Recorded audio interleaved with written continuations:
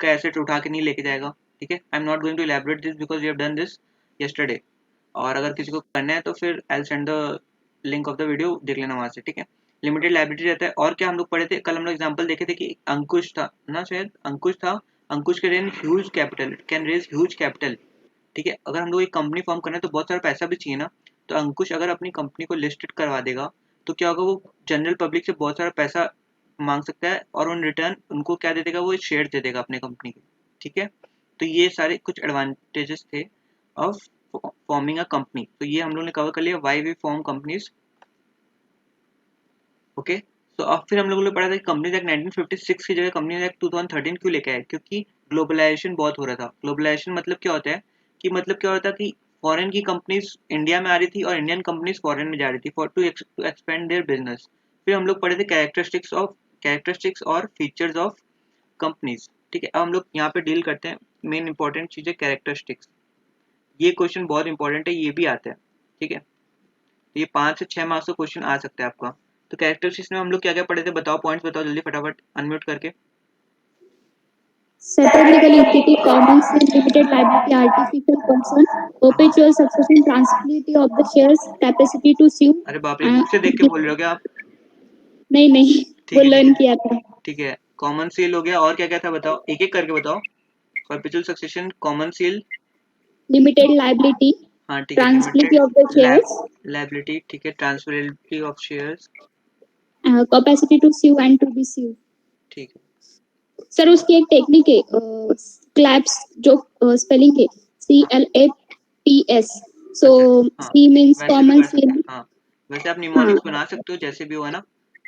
हाँ हाँ तो वैसे निमोनिक्स बना के याद रखने का तरीका अच्छा है काफी। देखो परपेचुअल सक्सेशन मतलब क्या होता है कि परपेचुअल सक्सेशन मतलब कंपनी का मेंबर अगर मर गया, जो 3 मेंबर कंपनी बनाए उसमें से एक मर गया या तीनों ही मर गए, तब भी कंपनी जिंदा रहेगी, ठीक है। अनलेस एंड अनटिल उसको को कंपनी, जो रजिस्ट्रार ऑफ कंपनीज है ना, आरओसी जिसको हम लोग बोलते हैं आरओसी, वो कंपनी को बंद नहीं करेगा ना तब तक, जब तक कंपनी चलती रहेगी। अब कॉमन सील मतलब क्या होता है, जो ठप्पा होता है। कई बार देखो कंपनी तो क्या आर्टिफिशियल पर्सन है, हम लोग पढ़े थे कल, तो क्या होता है वो साइन तो कर नहीं सकती, बट विदाउट साइन कोई चीज वैलिड रहता है क्या, नहीं ना। आप लोग बोर्ड एग्जाम भी दियोगे तो उसमें भी साइन चाहिए, एग्जाम भी देते जाते हो तो वहाँ पे आपको साइन चाहिए। अब कंपनी कैसे साइन करेगी, है ना। क्या होता है, इसलिए कंपनी का एक वो स्टैंप रहता है, उस स्टैंप को बोलते हैं हम लोग कॉमन सील, ठीक है। हम लोग पढ़े थे कि कॉमन सील पहले जरूरी था, बट अब क्या हो सकता है, अब 2 डायरेक्टर भी साइन कर दिए तब भी चलेगा, या फिर एक डायरेक्टर या फिर एक सीएस साइन कर दिया तब भी चलेगा।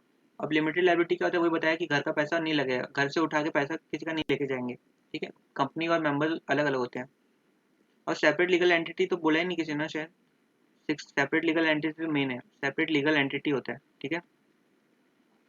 ओके, अब ट्रांसफरेबिलिटी ऑफ शेयर्स क्या हुआ, जो कंपनी के शेयर्स थे, जो कि मैंने एग्जांपल, ये एग्जांपल पूरा अच्छे से समझ लो, ठीक है। ये मान लो अंकुश है अपना, ठीक है। अंकुश एक कंपनी फॉर्म करता है, ठीक है।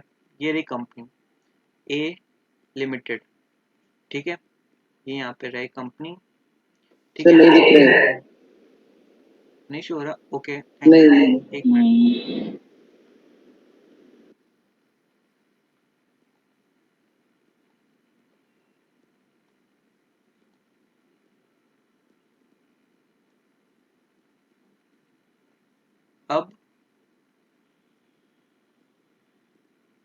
अब दिख रहे हैं, लो सर, लो सर, यस हाँ हाँ हाँ सर। हाँ आ रहा है, हाँ अभी दिख रहा है। ओके। हाँ बता देना यार ऐसे अगर कभी हो तो, क्योंकि मैं लिखता जाऊंगा और फिर पता ही नहीं दिखेगा, नहीं तो प्रॉब्लम हो जाएगा, है ना। फिर बाद में पूछोगे क्या लिखा क्या नहीं लिखा। यस सर, हाँ हो रहा है, हाँ सर, ठीक है ठीक है। तो अंकुश है ना आज यहाँ पे, अंकुश है क्या, अंकुश नहीं है शायद, छोड़ो, ठीक है। ठीक है, अब देखो अंकुश को ये कंपनी फॉर्म करना है, तो कंपनी फॉर्म करने के लिए क्या क्या चाहिए रहता है आपके हिसाब से बताओ। एक तो सबसे बड़ा एक बिल्डिंग चाहिएगा, लैंड चाहिएगा, है ना। पैसा चाहिएगा, एम्प्लॉयज को पैसे देना होगा, सैलरी देना होगा, है ना। पीसी खरीदना होगा, कंप्यूटर खरीदना होगा, है ना, ये सब कंप्यूटर्स खरीदने होंगे। तो ये सब कंप्यूटर्स कहाँ से आएंगे, ये सब पैसा चाहिए इसके पास सिर्फ अभी 50,000 या 20,000 रुपए ही हैं। तो ये क्या कर सकते हैं ना, बाकी मतलब क्या होता है, बहुत सारे लोगों से बोलता है कि मैं एक कंपनी फॉर्म करता हूँ। अंकुश बहुत ही मतलब पढ़ा लिखा आदमी रहता है, ठीक है। फॉरेन से पढ़ के आया रहता है, हार्वर्ड यूनिवर्सिटी से पढ़ के आया हुआ है, सब उसको जानते हैं और वो अच्छा कंपनी चलाने में बहुत स्किल्स है उसका। तो क्या करता है, वो सबको जाके अप्रोच करता है कि I want to start a company, आप लोग मुझे पैसा इन्वेस्ट करो मेरे पास, ठीक है। तो क्योंकि अंकुश का इसका इमेज इतना अच्छा रहता है, तो क्या करते हैं वो लोग इन्वेस्ट करने के लिए रेडी हो जाते हैं। तो अंकुश क्या करता है, इनको शेयर्स देते हैं अपने कंपनी के। बेसिकली शेयर्स क्या होते हैं, हम लोग मैंने बताया था, एक कागज का टुकड़ा मान लो जिसपे कि ₹10 का वैल्यू रहता है उसका, ठीक है। जैसे नोट पे लिखा रहता है ना, मैं धारक को आई प्रॉमिस टू पे द बियरर। अभी किसी के पास नोट हो तो देखना उसमें प्रॉमिस रहता है, अब आई प्रॉमिस टू पे द बियरर सम ऑफ ₹10, तो उसलिए उसका वैल्यू रहता है, वरना वो कागज का टुकड़ा ही है, ठीक है। तो ऐसे ही एक शेयर रहता है, तो इसमें क्या रहता है, इसका वैल्यू रहता है, कुछ लिखा हुआ रहता है उसमें, और फिर उसको, कौन है ये, रितेश, ओके, तो ये वैल्यू रहता है किसी शेयर का, ठीक है। तो ये इसको ये ₹10 कागज दे देगा, और फिर ये लोग क्या करते हैं, ₹10 ये लोग को दे, ये अंकुश को दे देते हैं। तो इस तरीके से अंकुश के पास बहुत सारा पैसा आ जाता है, and then he can start a company. Ritesh please mute yourself. तो ऐसे इस तरीके से स्टार्ट होता है ये, ठीक है। तो अब क्या होता है ना, देखो अब इनको हम लोग क्या बोलते हैं बताओ, इनको हम लोग बोलते हैं मेंबर्स। अब कल जो मेरे को बोले थे कि फटाफट आप कराओ, आप मतलब बहुत स्लो करा रहे हो, I want to ask them कि मेंबर्स और शेयर होल्डर में डिफरेंस क्या होता है बताओ आप। समझना बहुत जरूरी है हर चीजों को। आप ये बताओ, मेंबर और शेयर होल्डर दोनों सेम ही साउंड करते हैं, बट डिफरेंस क्या है बिटवीन, अब ये सब टेक्निकल वर्ड्स आपको नहीं पता तो आगे सर जाके बहुत प्रॉब्लम होगा। हाँ बोलो। शेयर होल्डर को डिविडेंड मिलता है, मेंबर्स को प्रॉफिट। बात तो एक ही है, डिविडेंड भी प्रॉफिट ही होता है एक तरीके से। मैं बोला ना, कंपनी को ₹10 का प्रॉफिट हुआ तो वो एक एक करके सबको बांट रहे थे, डिविडेंड इसको बोला, तो डिविडेंड भी तो ये प्रॉफिट ही हुआ एक्चुअल में, बस नाम चेंज कर दिया जब हम इसको दे रहे हैं, ठीक है। शेयर होल्डर को डिविडेंड बोलो या प्रॉफिट बोलो, बात एक ही है। नहीं ये नहीं हुआ आंसर, कोई और बोलो। Members are who actually work in company. नहीं नहीं, members may work in company, like they may be directors, okay, even shareholders can be like the directors, same बात है नहीं, वो नहीं है क्या आज जो कल बोल रहा था। Okay, now we will see the difference. आज नहीं है सर, आज नहीं है। अच्छा नहीं आया आज, अच्छा किया, ठीक है। तो देखो डिफरेंस बिटवीन, ये सब समझना बहुत जरूरी है, क्योंकि अभी हम लोग का स्टार्टिंग है, बाद में फिर मेरे से पूछोगे तो मैं नहीं बता पाऊंगा, क्योंकि बाद में क्या होगा, एक्ट का प्रोविजन इतना हार्ड रहेगा कि आपको ये सब बेसिक बताने का टाइम नहीं मिलेगा मेरे को। Difference between share holder and a member. तो मैं इस एग्जांपल में आपको क्या समझाया, देखो इसको क्या बोल रहे हैं हम लोग, जो भी पैसा इन्वेस्ट किया उसको क्या बोल रहे हैं हम लोग, मेंबर्स या शेयर होल्डर्स, ठीक है। बेसिकली ये लोग दोनों सेम ही वर्ड है, मतलब सेम ही साउंड करते हैं, इनका बहुत thin line of difference is there between the word members and shareholders. Are you getting me? कई बार हम लोग इस टर्म को मतलब इंटरचेंजेबली भी यूज कर लेते हैं, ठीक है, बट डिफरेंस है इन दोनों में। अब वही मैं डिफरेंस बता रहा हूँ। तो बेसिकली ये समझना है कि मेंबर होता क्या है, जो मेंबर या share holder in general term अगर हम लोग बोले तो क्या होता है कि जो पैसा कंपनी को दे रहे हैं ना, और इनफैक्ट इन रिटर्न उनको क्या दे रही है कंपनी, शेयर्स दे रही है अपनी। ये समझ में आया कि सबको? जैसे हाँ बोलो बोलो। जैसे मान लो Yes, sir. ये कंपनी है, ये कोई एक बंदा है ए, ये है बी, ये है सी, ठीक है। अब ये लोग कंपनी को, ये लोग क्या दे रहे हैं इधर, ये लोग क्या दे रहे हैं, ये लोग दे रहे हैं ₹10 कंपनी को, और फिर कंपनी उनको क्या दे रही है, शेयर्स दे रही है। ये है शेयर्स, क्या है ये सब, शेयर्स। तो इनको हम लोग क्या बोल रहे हैं, शेयर होल्डर्स, ठीक है, या मेंबर्स। अब मेरा क्वेश्चन ये था कि इन दोनों टर्म का डिफरेंस क्या है। किसी ने अगर क्लास लिया तो उसको पता है, लेकिन उनकी क्लासेस में बताया गया कि शेयर होल्डर और मेंबर का डिफरेंस क्या है? नहीं बताया। नहीं बताया। तो देखो ये पहला क्लास में मतलब जानना चाहिए ये चीज, पूरा क्लास करने के बाद भी हमको ये नहीं पता, तो ये जानना का बहुत जरूरी होता है। देखो अब होता क्या ना प्रोसेस, देखो जब एक कंपनी का क्या होता है ना, ये कंपनी जब शेयर्स अलॉट करती है ना, तो ये एक रही अपनी कंपनी, तो कंपनी को बहुत सारे डॉक्यूमेंट्स मेंटेन करने पड़ते हैं। क्या क्या documents? Books of account maintain करने पड़ते हैं। बुक्स ऑफ अकाउंट्स आपको पता ही है, आप लोग 12th में कॉमर्स स्टूडेंट्स ही हो आई एज्यूम, है ना। डॉक्यूमेंट्स बुक्स ऑफ अकाउंट्स होते हैं, और क्या होते हैं, और आपको मेंटेन, हाँ, Memorandum of Association or Articles of Association. MOA AOA, very right, MOA AOA, ये सब भी आपको रखना पड़ता है। ये सब भी मैंने बता दिया कि ये सब होता क्या है, कल आप लेक्चर से देख लेना। अब रजिस्टर ऑफ मेंबर्स बोल के भी एक चीज होता है, ठीक है, ये ऐसा एक किताब रहा। देखो अभी तक आ रहे हैं लोग, यार मैं पढ़ाऊँ या फिर सबको एडमिट करते रहूँ? तो देखो ये रजिस्टर ऑफ मेंबर्स है, इसमें क्या होता है ना, सारे शेयर होल्डर का name, A B C D E, share hold कितना करते हैं, 10 20 30 40 50, ठीक है। these are register of members, ये हो गया आपका रजिस्टर ऑफ मेंबर्स। ये समझ में आ रहा है? ये एक डॉक्यूमेंट है जो कि हर कंपनी को मेंटेन करना पड़ता है। ओके, तो जब किसी को शेयर अलॉट होता है, जब यहाँ पे शेयर अलॉट हुआ ए को, तो क्या होता है, उसका नाम इस बुक में आ जाना चाहिए। ठीक है, अभी तक ये क्या है, ये एक शेयर होल्डर है। जब उसको शेयर मिला ना किसी को, तो वो शेयर होल्डर है अभी, पर जैसे ही इसका नाम इस कंपनी के बुक में आ जाता है तो वो क्या बन जाता है, मेंबर ऑफ अ कंपनी। ठीक है, समझ में आया? तो थिन Yes, लाइन है, sir. तो इसलिए देखो मेंबर क्या है, मेंबर है अपना शेयर होल्डर भी और मेंबर भी है वो। क्यों मेंबर क्यों है? क्योंकि उसका नाम उस बुक्स ऑफ अकाउंट्स में है। समझ में आ रहा है? बट शेयर होल्डर, हाँ समझ में नहीं आ रहा किसको तो बताओ। नहीं, नहीं आया और शुभ? एक बार बताइए। अच्छा ठीक है, तो देखो शेयर होल्डर किसी को कब बोलेंगे, देखो शेयर होल्डर हम लोग किसी को कब बोलेंगे, जब उसको कोई भी आदमी, देखो ये कंपनी जब किसी को भी शेयर दे देना, ए बी सी को जब शेयर्स मिल गया तो वो क्या बन गए, शेयर होल्डर्स। यहाँ तक समझ में आया सबको? बोलेगा नहीं तो कोई कैसे समझ में आएगा? हाँ, यस सर, हाँ समझ में आया। है ना, समझ में आया? हाँ ओके, अब क्वेश्चन उठता है कि मेंबर कब बनेगा, है ना? मेंबर उसको कब बोलेंगे शेयर होल्डर को, जब उसका नाम इस रजिस्टर में आ जाएगा। कंपनी को एक रजिस्टर मेंटेन करना पड़ता है कि कौन कौन आपके शेयर होल्ड करते हैं, तो उस रजिस्टर में नाम आ गया ना आपका कंपनी में, तब आप बन जाओगे मेंबर। अब जैसे होता क्या है ना, जैसे देखो मिस्टर ए है, ठीक है, मिस्टर ए के पास 100 शेयर है, मिस्टर ए का एज कितना है, 80 ईयर्स। ठीक है, अब मिस्टर ए 1/4/2021 को उनका डेथ हो जाता है। ठीक है, ये लुढ़क गए। ठीक है, अब ये इनका डेथ हो गया तो ये इनके शेयर्स क्या होंगे, खत्म? नहीं ना, ये अपने सन को दे देंगे, मिस्टर ए सन। ठीक है, तो mister A son get the shares of mister A. तो अब ये क्या हो गया, ये शेयर होल्डर बन गया। बट इसको क्या करना पड़ेगा, एप्लीकेशन देना पड़ेगा कंपनी को कि मेरा नाम, मेरे पापा का नाम हटा के ये शेयर्स मेरे नाम पे कर दो, रजिस्टर में मेरा नाम इंक्लूड करो, ए सन।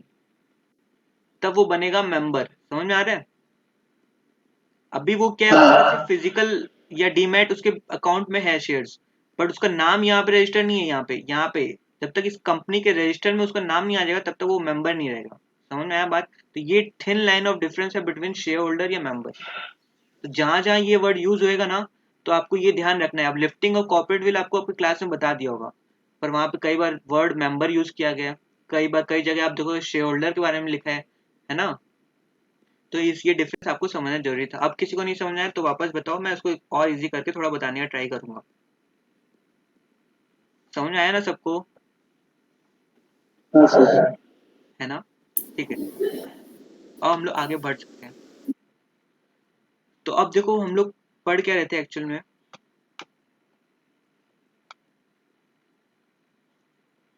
तो basically what we studied separate legal entity. मैं आप लोगों को वो रजिस्टर ऑफ मेंबर्स भी दिखाऊंगा एक कंपनी का, कि कैसा होता है क्या नहीं होता है, उसका दिखाऊंगा एक पेज, तो आप लोगों को और अच्छे से प्रैक्टिकल में समझ आएगा कि होता क्या है एक्चुअल में।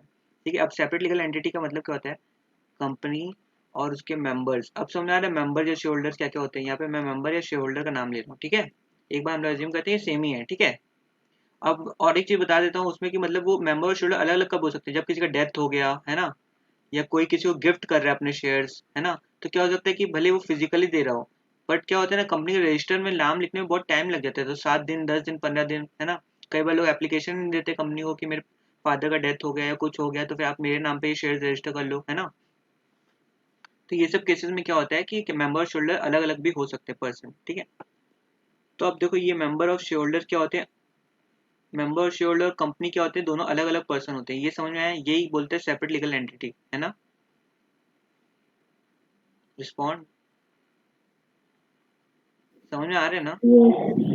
Yes. ओके, तो ये होता है difference between the member and share holders of company. अब देखो, अब कॉर्पोरेट विल क्या होता है। कॉर्पोरेट मतलब तो हम लोग पहले ही बताया था फर्स्ट क्लास में कि कॉर्पोरेट मतलब क्या होता है।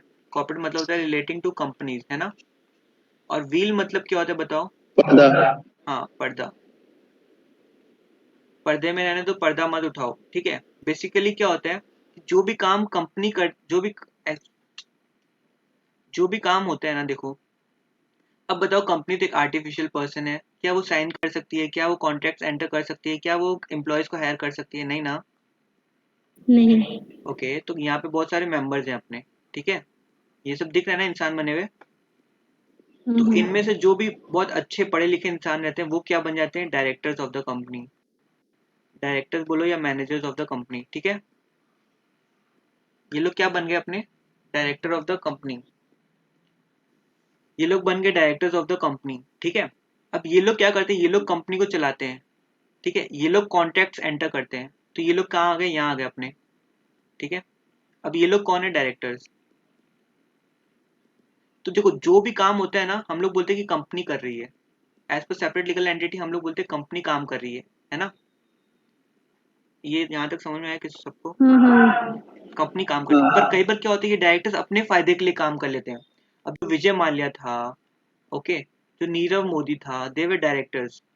वो लोग कंपनी का सारा इन एंड आउट इन्फॉर्मेशन उन लोग के पास रहता है। तो ये लोग क्या करते हैं? कई बार फ्रॉड करते हैं, बैंक से लोन ले लिया झूठ झूठ बोल के, फ्रॉड बैलेंस शीट दिखा के लोन लोन ले लिया, है ना।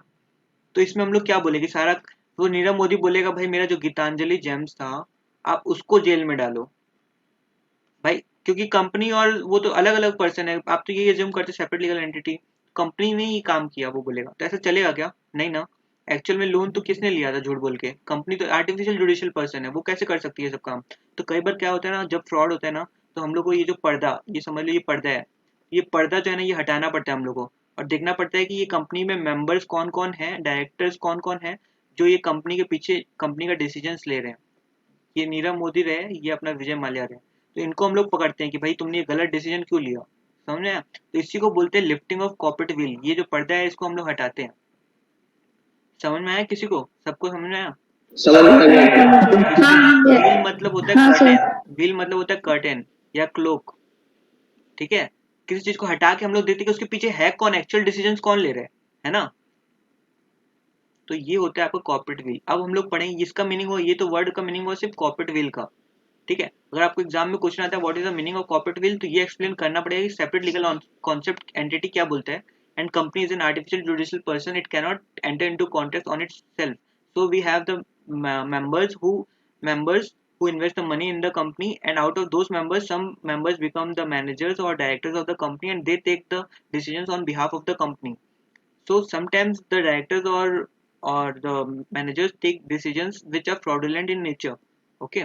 तो हम लोग क्या करना पड़ता है कि देखना पड़ता है कि वो लोग जो गड़बड़ी किए तो हम लोग उसको पनिश करें, इसलिए हम लोग क्या करते हैं, कॉर्पोरेट का जो पर्दा है कंपनी का, सेपरेट लीगल एंटिटी कॉन्सेप्ट, उसको हम लोग हटा के देखते हैं कि कौन डिसीजन एक्चुअल में ले रहा है। तो अब हम लोग पढ़ने जा रहे हैं क्या?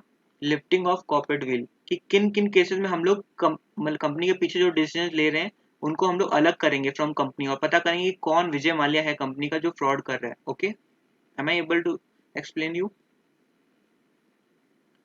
Yes sir. यस। सबको समझ में आ रहा है ना? जिसको नहीं समझ आ रहा बोलने का, ऐसे चुपचाप नहीं बैठने का। देखो आई एम नॉट, हाँ समझ आई में आ रहा डोंट है। No any one of you, तो like don't, I won't be judging you, और ना कुछ कोई आपको और भी कोई जज करेगा, क्योंकि हम लोग सभी यहाँ पे सीखने आए हैं। तो यहाँ तक हम लोग कर लिए थे कल, अब हम लोग आगे अपना बढ़ा रहे हैं इसको, ओके। तो सी लिफ्टिंग ऑफ कॉर्पोरेट विल, तो इससे पहले मैं इसका नोट्स लिखा दूं, आपको ज्यादा क्लियरली समझ में आएगा। हम्म। या लिखा हाँ हाँ दीजिए। लिखा दो। हाँ सर। ओके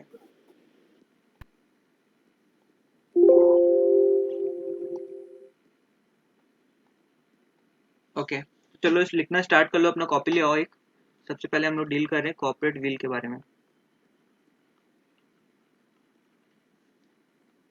ठीक है। लिखो सबसे पहला पॉइंट, लिखना सब बैठ के, है ना, टाइम पास नहीं करने का। लिख रहे हैं। Corporate will is a concept, hand writing समझ में आ रहा है ना? हाँ समझ में आ रहा है। Corporate will is a हाँ concept that separates the actions of a company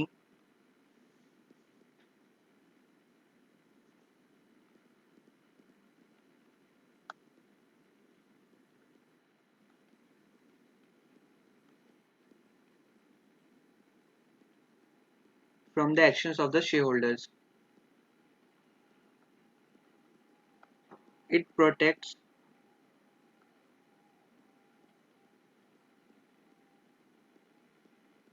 the members from being liable for the company's actions. ठीक है, इसका मतलब क्या हुआ कि जो कॉर्पोरेट विल का जो कॉन्सेप्ट है ना, वो कंपनी को, मतलब जो डायरेक्टर्स है कंपनी के वो या मेंबर्स है, उनको प्रोटेक्ट करता है। समझ में आ रही है कि कैसे प्रोटेक्ट करता है? क्योंकि वो लोग बोलते हैं कि भाई कंपनी ने डिसीजंस लिया है ना, और लिफ्टिंग ऑफ कॉर्पोरेट विल मतलब क्या, हम लोग पता करेंगे एक्चुअल में कौन उसके पीछे डिसीजन ले रहे हैं। ठीक है, समझ गए। Okay, third point is sometimes courts can determine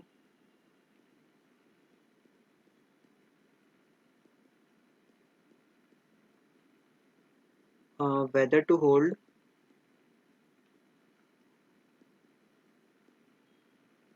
members या directors for the company's action to hold responsible. Sometimes courts can determine whether to hold members or directors responsible for the company's affairs या actions. And fourth point we have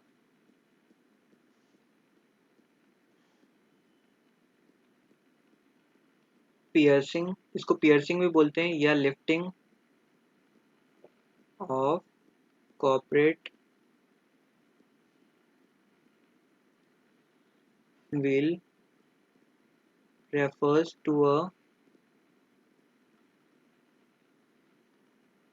situation in which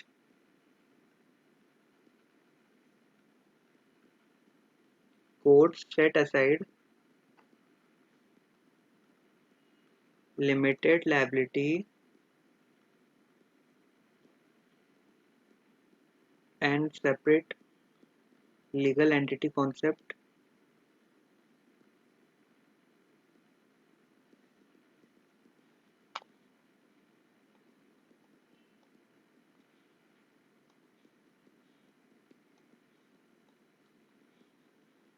sir hmm situation के बाद में is है कि इन है? situation is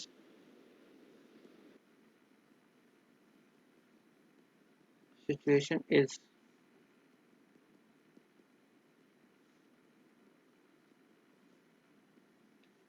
piercing या lifting of corporate will refers to a situation in which courts set aside limited liability and separate legal entity concept. ठीक है, and hold a company's members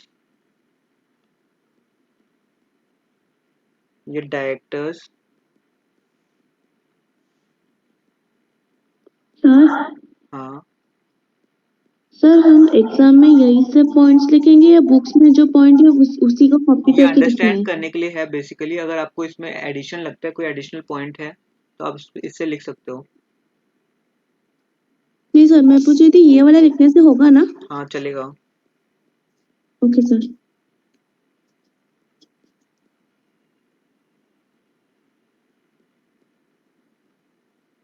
ठीक है, अब यहाँ पे ये समझने वाला बात है, जो टर्म में यहाँ यूज किया ना, वो बहुत इंपॉर्टेंट है।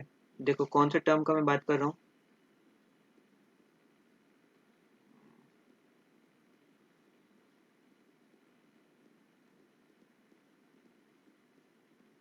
Okay, so I am talking about the word personally liable.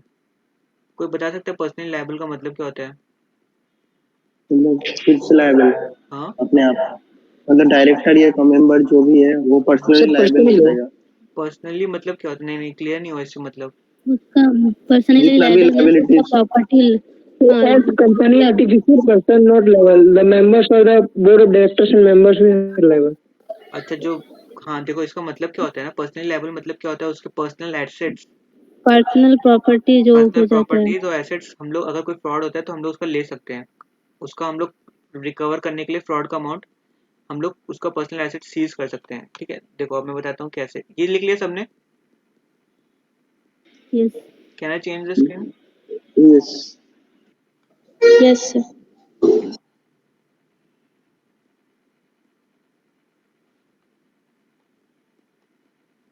तो हम लोग एग्जांपल दे रहे हैं, देखो ये है कोई बंदा, समझ लो जो नीरव मोदी एंड विजय माल्या जो लोग फ्रॉड किए, एंड ये यहाँ पे अपना पीएनबी बैंक था। तो ये लोग पीएनबी बैंक से क्या किए, ये लोग यहाँ पे लोन लिए, कितने करोड़ रुपीस का लिए होंगे पता नहीं, 2000 करोड़ रुपीस का नुकसान हुआ था शायद, 2000 करोड़ लिए ये लोग, है ना? ठीक है, और ये लोग ये पैसा अपने कंपनी में लगाए या पर्सनल यूज के लिए, गीतांजलि जेम्स से मान लो ये तो उनका कंपनी था, उसमें ये पैसा ये लोग लगाए या कुछ भी काम के लिए यूज के लिए, अपने पर्सनल एसेट्स, कुछ घर खरीद लिए या ट्रैवल किए, है ना, घर खरीद लिए या जो भी किए, ये सब किए। अब क्या हुआ, जब पता चला हम लोगों को कि ये फ्रॉड हो गया है, तो फिर अब हम लोग कैसे रिकवर करें पैसा? ये बोलेगा कि भाई कंपनी में तो पूरा लॉस है, ये खरीद लिया पूरा, ये हमेशा रोलेक्स का वॉच खरीद लिया, बहुत बड़ा महंगा महंगा चीज खरीद लिया, पैसा कहीं ऐसा गायब कर दिया, कहीं अब पता ही नहीं चल रहा पैसा का, तो हम लोग को तो लॉस हो गया ना। या पीएनबी बैंक में या किसी भी बैंक में पैसा किसका लगा हुआ है? पैसा कौन कहाँ से आता है पीएनबी बैंक में? ये हम जैसे लोग डिपॉजिट करते हैं, है ना, हम लोग थोड़ा थोड़ा डालते हैं, अपना सेविंग्स डालते हैं, फिर वो लोग वो पैसा को क्या करते हैं, ये बड़े बड़े इन्वेस्टर्स को लोन देके बड़े इन्वेस्टर्स को देते हैं वो लोग। ठीक है, तो ऐसे चलता है ये बैंक, पब्लिक से लेती है डिपॉजिट और आगे बड़े लोगों को हायर रेट पे दे देती है लोन। ठीक है, अभी जो लोन दिया है वो लोन तो रिपे कर रहे नहीं ये लोग तो भाग गया, तो अब हम लोग कैसे रिकवर करेंगे 2000 रुपये, करोड़ करोड़ रुपए जो पीएनबी बैंक दिया? तो हम लोग क्या करेंगे, इसका जो इंडिया में जो भी प्रॉपर्टी है, इसका घर वर, इंडिया में जो प्रॉपर्टी है, इंडिया प्रॉपर्टी जो भी है उसका जो भी एसेट्स है, गाड़ी बंगला जो भी है, और फॉरेन में जो एसेट्स है उसका, उसको हम गवर्नमेंट बेच के, गवर्नमेंट सेल करके ये 2000 रुपया करोड़ रुपया रिकवर करेगी। ठीक है, तो इसको बोलते हैं हम लोग पर्सनली लायबल। भाई तुम्हारा एसेट्स जो है, घर, तुम्हारा कार, तुम्हारे कपड़े तक सब सेल हो जाएंगे to recover the money if you are engaging yourself in any fraudulent transactions। ठीक है, या using the public fund in a fraudulent manner। समझ में आया? पर्सनली लायबल का मतलब समझ में आया क्या? हाँ समझ में आया। ओके, तो ये होता है पर्सनली लायबल का मतलब। और लिमिटेड लायबिलिटी, कंपनी का क्या होता है, लिमिटेड लायबिलिटी में क्या होता है, ये सब नहीं हो सकता कि घर से सामान उठा के ले गए, घर से कपड़े उठा के ले गए, ये सब नहीं होता, समझ? तो ये फायदा होता है कंपनी का, कंपनी फॉर्म करने का। ओके, तो यहाँ पे देखो, अब हम लोग आगे बढ़ते हैं, वो लिखवा दिया नोट्स मैंने, है ना? ओके, जी। तो अब हम लोग चलते हैं आगे, अब हम लोग पढ़ते हैं बुक से। द सेपरेट पर्सनैलिटी, अब समझे सेपरेट पर्सनैलिटी मतलब क्या होता है, जो हम लोग पढ़े हाँ ऑफ अ कंपनी की मेंबर, और जो कंपनी होती है वो अलग अलग होते हैं, इज अ स्टैट्यूटरी प्रिविलेज, वो एक एडवांटेज दिया हुआ है, and it must be use for legal legitimate मतलब legal business purpose only, where fraudulent जैसे कि नीरव मोदी एंड वो सब dishonest use is made of the legal entity. ठीक है, जैसे क्या बोल के वो लोग लोन लिए, बोले कि कंपनी में लगाएंगे, कंपनी में पैसा, कंपनी को एक्सपेंड करेंगे, बट वो पर्सनल यूज के लिए करने लग गए, है ना, तो वो सब नहीं चलेगा, वो सब क्या फ्रॉडुलेंट एंड डिसऑनेस्ट मैन, तो is made of the legal entity, तो the individuals concerned will not be allowed to take shelter behind the corporate personality। ठीक है, तो होता क्या है, लोन लेने कौन जाती है, गीतांजलि जेम्स जाती है। ठीक है, अब हम लोग को तो पता है कि नीरव मोदी और वो दो तीन जन जो है वो लोग इन्वॉल्व है इस फ्रॉड में, अगर वो नाम नहीं पता तो कैसे पता करेगा? कोर्ट जाएगा और पता करेगा इस कंपनी में कौन कौन डिसीजन ले रहे हैं। ठीक है, तो जो फिर पता चलता है हम लोग को कि नीरव मोदी कौन है, कौन फ्रॉड किया है, क्या नहीं किया है, तो वैसे पता चलता है। ठीक है, तो उनको हम लोग ये नहीं बोलेंगे कि कंपनी ने लोन लिया, कंपनी ने कुछ गलती की, जो उसका डिसीजन ले रहा है एक्चुअल में वो पकड़ा जाएगा। क्यों? क्योंकि कंपनी तो एक आर्टिफिशियल पर्सन है, वो कैसे गलत डिसीजन ले सकती है, वो कैसे आपका बंगला खरीद सकती है या पर्सनल यूज के लिए लोन का पैसा यूज कर सकती है। The courts will break through the corporate shell मतलब पता है क्या होता है, जैसे ये कवरिंग को ये कोर्ट हटा के देखेगा या अंदर बैठे हुए लोग कौन है जो डिसीजन ले रहे हैं। ठीक है, and apply the principle या doctrine of what is called lifting or piercing of corporate will। ठीक है, the court will look behind the corporate entity and take action as though no entity is separate from members। समझ में आया? Court क्या बोलेगा कि separate नहीं है, एक ही है, नीरव मोदी और गीतांजलि जेम्स एक ही है इस केस में, क्योंकि मैं डॉक्ट्रिन गए हाँ ये जो प्रिंसिपल और डॉक्ट्रिन हाँ मीनिंग एक ही होता है। मतलब क्या होता है, कोई कॉन्सेप्ट या कोई थ्योरम जो अप्लाई होता है किसी केस में, ठीक है, उसी का मतलब होता है प्रिंसिपल या डॉक्ट्रिन।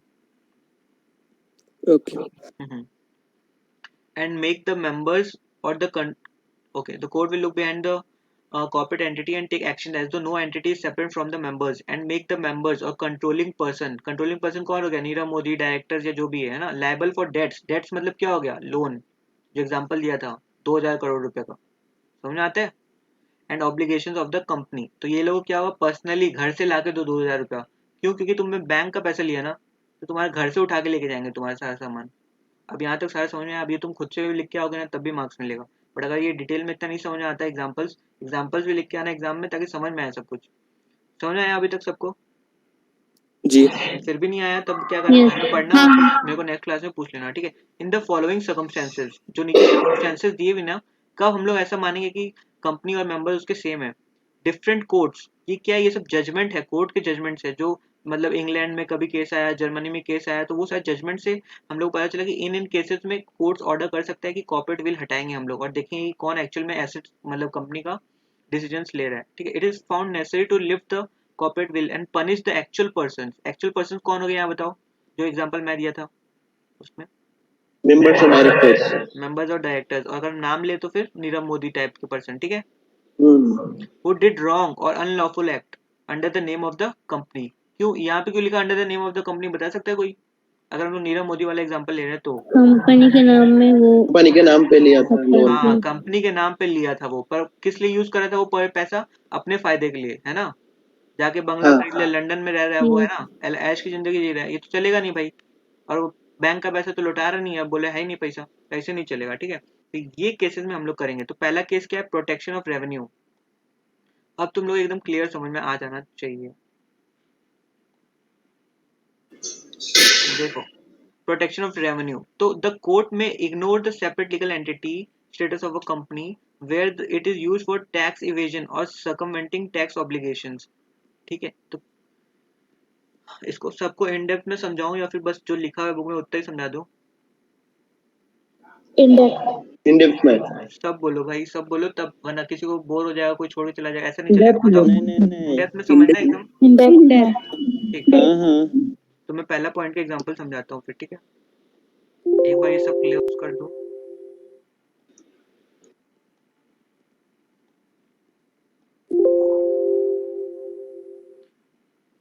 तो कोई ट्राई करेगा ये वाला पॉइंट समझाने का थोड़ा बहुत, कोई अगर पढ़ा हो पहले, तो जब तक एक्सप्लेन करो। कोर्ट कोर्ट चाहे तो अपना मतलब वो सेपरेट एंटिटी कंसेप्ट को इग्नोर कर सकते हैं अगर इन केस देयर कोई टैक्स का चोरी किया है कोई कंपनी इन दैट केस। ठीक है,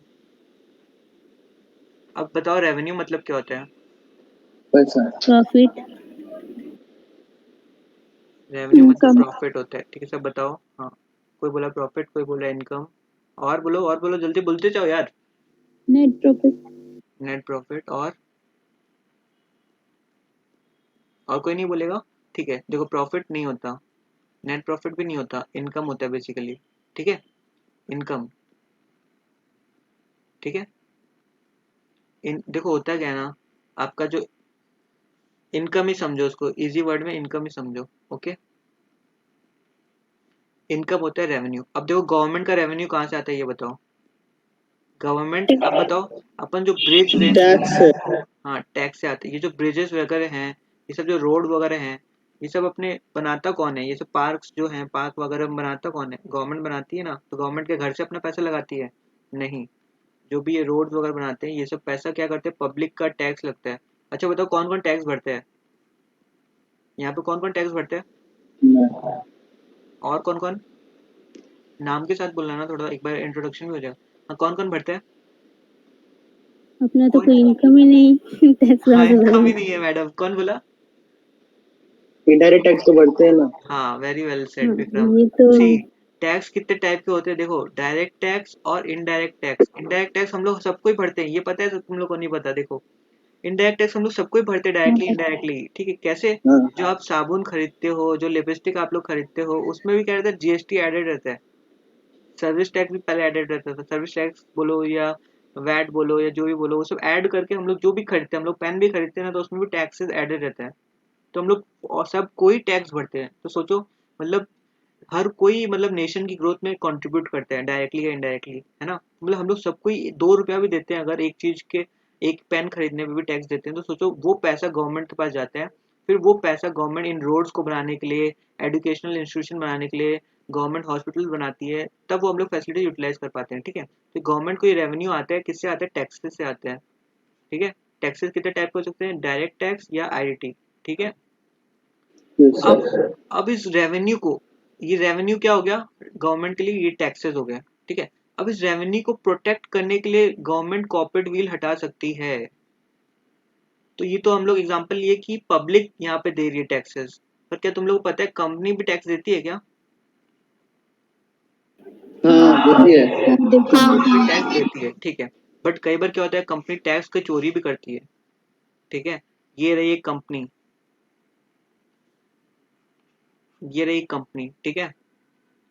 कंपनी का प्रॉफिट हुआ 200 करोड़ रुपए, ठीक है। अब उसको ये प्रॉफिट बचाना है, तो वो क्या करती है ना, नई कंपनीज दूसरे दूसरे नाम से छोटी मोटी कंपनीज बना लेती है, ठीक है। क्या करती है, और फिर ये पैसा बचाने के लिए इनमें इन्वेस्ट कर देती है, 100 करोड़ रुपया, 500 करोड़ रुपया, 600 करोड़ रुपया, 400 करोड़ रुपया, 800 करोड़ रुपया। तो ये क्या होगा, प्रॉफिट यहाँ से कम होते जाते हैं, है ना।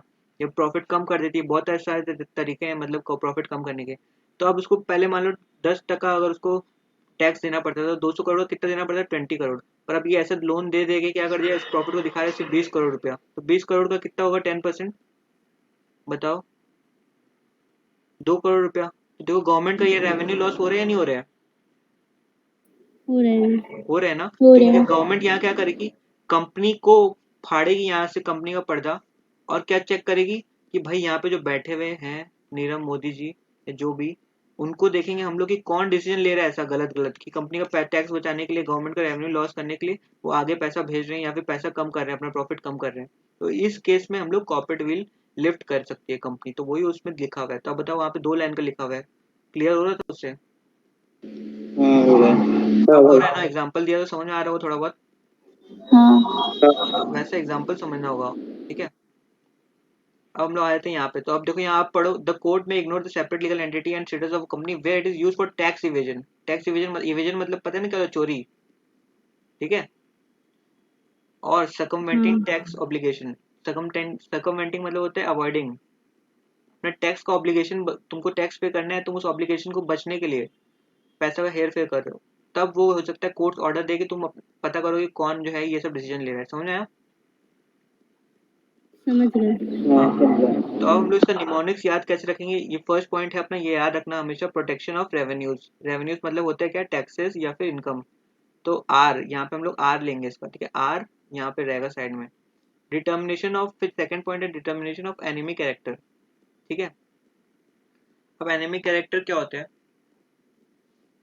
Determination of enemy character, company being an artificial person can not be enemy और फ्रेंड। समझ में आया? कंपनी किसी की दोस्त हो सकती है क्या? नहीं, नहीं। क्यों? हाँ, हो भी सकता है। आर्टिफिशियल उनका डायरेक्टर हो नहीं हो सकता सकता है। है। नहीं हो सकता ना। हम्म। नहीं। ओके, तो company being an artificial cannot be an enemy और friend, but during war, but war के टाइम क्या हो सकता है, it may become necessary to lift the corporate will and see the persons behind it to determine whether they are friends or enemy, है ना। This is due to हाँ reason that though a company enjoys separate legal entity but its affairs are run by individuals, है ना। अब हम लोग को ये केस स्टडी देखना पड़ेगा। बताओ, अभी केस स्टडी दिया नहीं, इसमें कैसे है, क्या है इसका हिस्ट्री, अगर ये नहीं समझेंगे अपन तो क्या समझ में आएगा, आएगा? अब बोलो मैं ऊपर ऊपर से बस इतना पढ़ा दूं बुक में जो दिया हुआ है, तो तुमको याद भी नहीं रहेगा, मजा भी नहीं आएगा। अब मैं एग्जांपल दिया तो याद रहेगा, है ना। अब बोलो तो इसका एग्जांपल दूं वरना नहीं दूं? बताओ। एग्जाम्पल दीजिए। हाँ, दो ठीक है, एग्जाम्पल। ओके।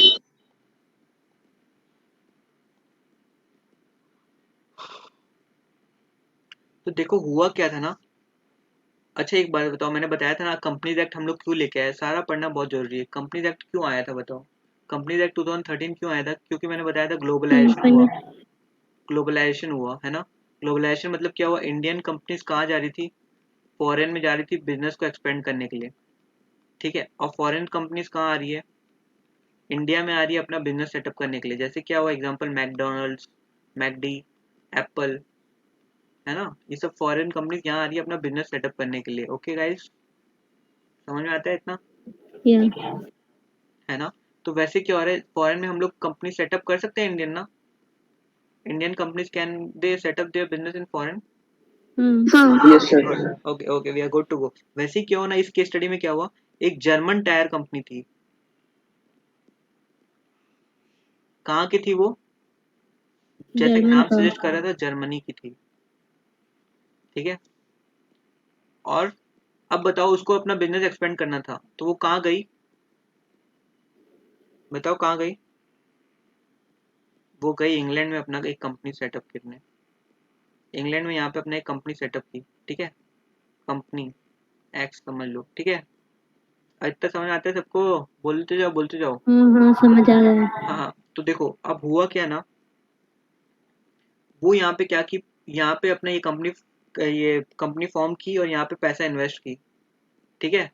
मनी इन्वेस्ट की इस कंपनी में, इस कंपनी में पैसा लगाई, रुपीज रुपीज रुपीज, समझ में आया इतना तक, ठीक है। हाँ Yes, sir. और यहीं से अपने डायरेक्टर्स भेजी, ये देखो डायरेक्टर्स जा रहे हैं कहाँ पर, इंग्लैंड डायरेक्टर जर्मनी से जा रहे हैं अपना इंग्लैंड घूमने, घूमने नहीं, यहाँ पे कंपनी को रन करने जा रहे हैं, ठीक है। अब ये कंपनी जो डील कर रही है, ये कौन है, ये कंपनी जो डील कर रही है ना यहाँ पे, इस कंपनी, एक कोई दूसरी कंपनी वाई है, उससे डील कर रही है, ठीक है। उसको मान लो सपोज गुड सेल की, और ये यहाँ पे इसको क्या मिलना चाहिए, गुड सेल किया तो उसको क्या मिलना चाहिए यहाँ पे, रेवेन्यू हाँ, प्रॉफिट पैसा मिलना चाहिए ना, रेवेन्यू पैसा मिलना चाहिए सबसे पहले, तो प्रॉफिट होगा बाद में देखेंगे हम लोग, पहले कुछ पैसा, सेल्स का पैसा तो आया है ना, पैसा मिलना चाहिए उसको, सेल्स का पैसा, है ना। बट ये यस कंपनी वो पैसा दे रही ही नहीं है, ये कंपनी नॉट गिविंग पैसा, ठीक है। तो अब क्या किया, ये वाला जो कंपनी है, ये कोर्ट में चला गया, बोला कि सर ये मेरा पैसा नहीं दे रहे, ठीक है। हाँ, कहाँ गया कोर्ट में गया, ये जो कंपनी एक्स है ना अपना, वो गया कोर्ट में, ये रहा कोर्ट, केस फाइल कर दिया अगेंस्ट कंपनी वाई, कि कंपनी वाई को हम गुड्स दिए, वो मेरा पैसा नहीं दे रहा, ठीक है। अब बताओ कोर्ट वाला क्या बोलेगा, यहाँ पे कोर्ट है, कोर्ट समझ में आते हैं ना क्या होता है, जहाँ जज रहते हैं हाँ हम लोग आता केस है का। हाँ, ये रहा है अपना कोर्ट, आता है ये रहा हाई कोर्ट, ठीक है, समझ लो, वहाँ का इंग्लैंड का हाई कोर्ट है। तो वो बोला कि हम लोग कॉर्पोरेट विल हटाएंगे और देखेंगे कि यहाँ पे पैसा कौन दिया, तो पता चला कि पैसा यहाँ पे कौन दिया था सबसे पहले, इस कंपनी में, इस इंग्लैंड वाली कंपनी में पैसा कौन लगाया, बताओ। जर्मनी हाँ, जर्मनी वाली कंपनी पैसे लगाई, जर्मनी कंपनी पैसे लगाई, है ना। यस ओके, जर्मनी कंपनी यहाँ पैसे लगाई, तो पैसा किसको मिलना था एक्चुअल में, डायरेक्टली और इनडायरेक्टली पैसा जर्मनी कंपनी को मिलना जर्मनी था, है ना। बट हुआ क्या बीच में, सुनो ट्विस्ट, यहाँ हो गया बीच में वॉर, वर्ल्ड वॉर 2 का केस है ये, जब हम लोग पैदा भी नहीं हुए थे, ठीक है। समझ में आता है सबको, वॉर हो गया अब। और पता है तुम लोग वर्ल्ड वॉर 2 में क्या हुआ था ना, कि जर्मनी और ये इंग्लैंड वे राइवल्स, इन दोनों में लड़ाई थी। तो ये ट्रांजेक्शन कैसा हो गया, एनिमी नेचर का, है ना। भले ये कंपनी इंग्लैंड में है, ठीक है, भले ये कंपनी इंग्लैंड में है, पर क्या हो गया, ये कंपनी कहाँ पर बताओ, ये कंपनी तो है इंग्लैंड में, केस भी कहाँ हुआ, इंग्लैंड के कोर्ट में हुआ यहाँ पे, ठीक है। ये इंग्लैंड के कोर्ट में हुआ अगेंस्ट कंपनी वाई, ठीक है। बट कोर्ट ने बताया क्या बोला, कोर्ट ने बोला कि ये कंपनी तो एक्चुअल में जर्मनी को पैसा जाना था, ये पैसा एक्चुअल में कौन इन्वेस्ट किया था, जर्मनी की कंपनी है, डायरेक्टर्स भी जर्मनी के हैं, तो basically it's a German company established in England, ठीक है। एंड जब वार हुआ तो ये दोनों मतलब एनिमी थे, तो कोर्ट ने ऑर्डर दिया कि भाई ये पैसा तुमको नहीं मिलेगा, because you are our enemy. तो हम एनिमी के फेवर में डिसीजन नहीं ले सकते कि ये कंपनी वाई तुमको पैसा दे, तुमको पैसा नहीं मिलेगा, because you are our enemy, क्योंकि उस टाइम वॉर चल रहा था। ओके गाइस, तो ये हुआ आपका ये एग्जाम्पल।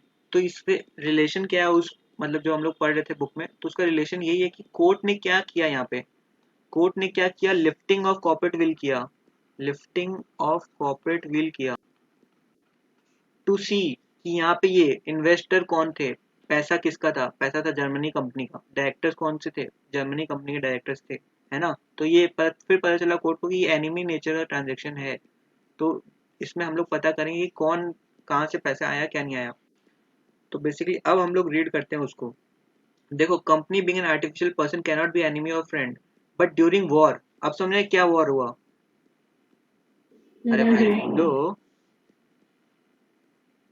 जी सो गए सब, हाँ समझ में आया ना, नहीं अब समझ लड़ाई हुआ। नहीं समझ आया, अरे आई मीन सो नहीं गया ना। समझ में तो आया नहीं ये वाला चीज। हाँ समझ गए। हाँ ठीक है चलो। तो देखो अब इसलिए यहाँ पे ये वॉर का बात बोला गया। It may become necessary to lift the corporate veil and see the persons behind it. Persons behind it कौन हो गए यहाँ पे, जर्मनी वाले डायरेक्टर्स, है ना। To determine whether they are friends or enemy. वो लोग जर्मनी उसके इंग्लैंड के फ्रेंड थे या एनिमी थे। एनिमी एनिमी हाँ एनिमी। हाँ सही बोले। This is due to the reason that a company enjoy separate legal entity but it is affair run by individuals. Individuals वो लोग कौन थे, जर्मनी के थे, है ना। और जर्मनी और इंग्लैंड का क्या था, 36 का आंकड़ा था। तो इसलिए यहाँ पे इस केस में हम लोग क्या करेंगे, कॉर्पोरेट विल लिफ्ट कर देंगे। तो यहाँ पे क्या हुआ, एनिमी अगर रहा तब हम लोग, एनिमी नेचर का ट्रांजेक्शन रहा तब हम लोग कॉर्पोरेट विल लिफ्ट कर सकते हैं। तो पहला क्या था, रेवेन्यू के हिसाब से, फिर क्या था एनिमी, तो आर ई, इसको लर्न करने के लिए अरे, अरे ये तो भूल जाना कुछ नहीं, ऐसे ही है। आर से क्या होगा, रेवेन्यू, ई से क्या होगा, एनिमी। ठीक है, अरे याद हो गया, मतलब 2 पॉइंट याद हो गया अपने को। ये 6 से 8 मार्क्स का क्वेश्चन आएगा पक्का। ठीक है, अब हम लोग मूव ऑन करते हैं नेक्स्ट पे। तो नेक्स्ट क्या, prevention of fraud, where company is committing frauds or improper conduct, the court may lift the corporate veil at the realities of the situation. जैसे जैसे सिचुएशन होगा और लगता है कोर्ट को कि फ्रॉडलेंट मैनर में मतलब कंपनी काम कर रही है, तब क्या होगा, कॉर्पोरेट विल हटा के हम लोग देख सकते हैं कि जैसे वो नीरव मोदी वाला एग्जाम्पल है ना। ठीक है, मतलब बोल के लिया, जैसे मैंने बोला कि मेरा कंपनी मैं खोलूंगा ताकि गरीबों की हेल्प करने के लिए, गरीबों की हेल्प करूंगा, गरीबों का मसीहा बनूंगा, बट मैं कर रहा हूँ वहाँ पे, वो कंपनी खोल के मैं जो पैसा आया मेरे पास उसे अल्कोहल सेल कर रहा हूँ। ठीक है, तो ऐसा चलेगा, नहीं नहीं चलेगा ना। मैं फ्रॉडलेंट कर रहा हूँ, मैं नहीं फ्रॉड काम कर रहा हूँ ना, तो क्या होगा, तब भी ये कॉर्पोरेट विल लिफ्ट हो सकती है। समझे। तो क्या हो गया, हम लोगों ने पढ़ा पहले था क्या, रेवेन्यू, फिर एनिमी, फिर क्या होगा, F P, F for stand for fraud. Okay, समझ आया। यस हाँ, protection of personal, protection of public policy, public policy, the court shall lift the corporate will without any hesitation to protect the public policy and prevent transactions opposed to public policy। public policy क्या रहता है कि मतलब क्या होता है, बहुत सारे पब्लिक के हार्म अगर हो रहा है, कुछ जनरल पब्लिक के लगता है, अगर कोई कंपनी ऐसा काम कर रही है जो कि जनरल पब्लिक को बहुत हार्मफुल है, तब क्या करेगी, कोर्ट लिफ्ट कर देगी कॉर्पोरेट विल। तो ये सब केसेस ही है। ठीक है, अब देखो, company mere sham, where company is a mere sham और क्लॉक, क्लॉक मतलब शैम मतलब क्या होता है, a false company, a fake company. ठीक है, लिख लो वहां पे, sham means a false company और फेक कंपनी। ठीक है, where the company is mere sham and was really to play a role used for committing illegalities and to defraud people, तब क्या होगा, the court shell lift the corporate veil. जैसे मैंने example दिया था ना, ये एक कंपनी रहा, ये अपना पैसा 10 कंपनी को फॉर्म करके, नया नया कंपनी, छोटा मोटा कंपनी फॉर्म करके यहाँ पैसा दे रहा, डाइवर्ट कर रहा है टैक्स बचाने के लिए। ठीक है, तो ये क्या होगा, ये सब कंपनी सर फॉर्म, मियर स्कैम का मतलब अगेन बोलना। शैम मीन्स फेक या फिर फॉल्स कंपनी, जो फॉल्स कंपनी कंपनी। एक्चुअल में एग्जिस्ट नहीं करते। ठीक है, ये सब यस बस सर। नाम का कंपनी खोल लिया, बट एक्चुअल तुम जाओगे यहाँ पे इसका एड्रेस देखने, एड्रेस भी फेक देते हैं कई बार लोग, एड्रेस फेक देके वो लोग क्या करते हैं, कंपनी फॉर्म कर लेते हैं, उस एड्रेस पे जाओगे तो कभी मिलेगा ही नहीं वो कंपनीज।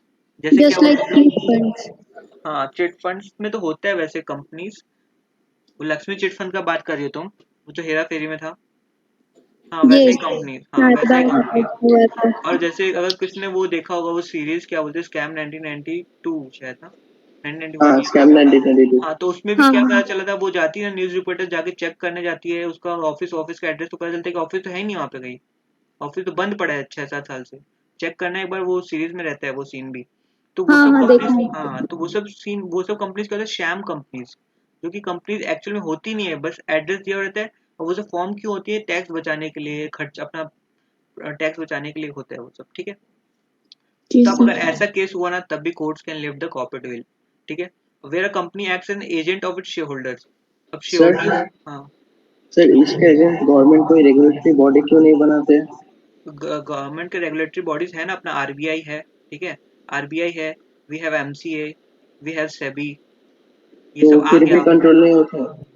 अब बहुत कम हो गया, तुमको पता होगा 2 साल पहले, पता है 1 साल 1.5 साल पहले क्या हुआ ना, गवर्नमेंट ने कोई 2800 कुछ कंपनीज, जो कि शेल कंपनीज, इनको शेल कंपनीज भी बोलते हैं, SHELL, शेल कंपनीज, ठीक है, जो कि एक्चुअल में कुछ काम वाम नहीं करती है, बस खोल के रखे कंपनी, जो 800 कंपनीज को वो लोग हटा दिए, लिस्ट से ठीक हटा है। दिए। कंपनी में क्या होता है, रजिस्टर ऑफ कंपनीज होता है, अब हम लोग पढ़ेंगे बहुत डिटेल में, आरओसी जो होता है, रजिस्टर ऑफ कंपनीज, वो लोग को सर्टिफिकेट लेना पड़ता है, कोई भी कंपनी इनकॉर्पोरेशन करना चाहती है तो उसको अपना पूरा एड्रेस देना पड़ता है, कहाँ फॉर्म करना है कहाँ नहीं करना है, तो वो सारा देते हैं हम लोग, ठीक है।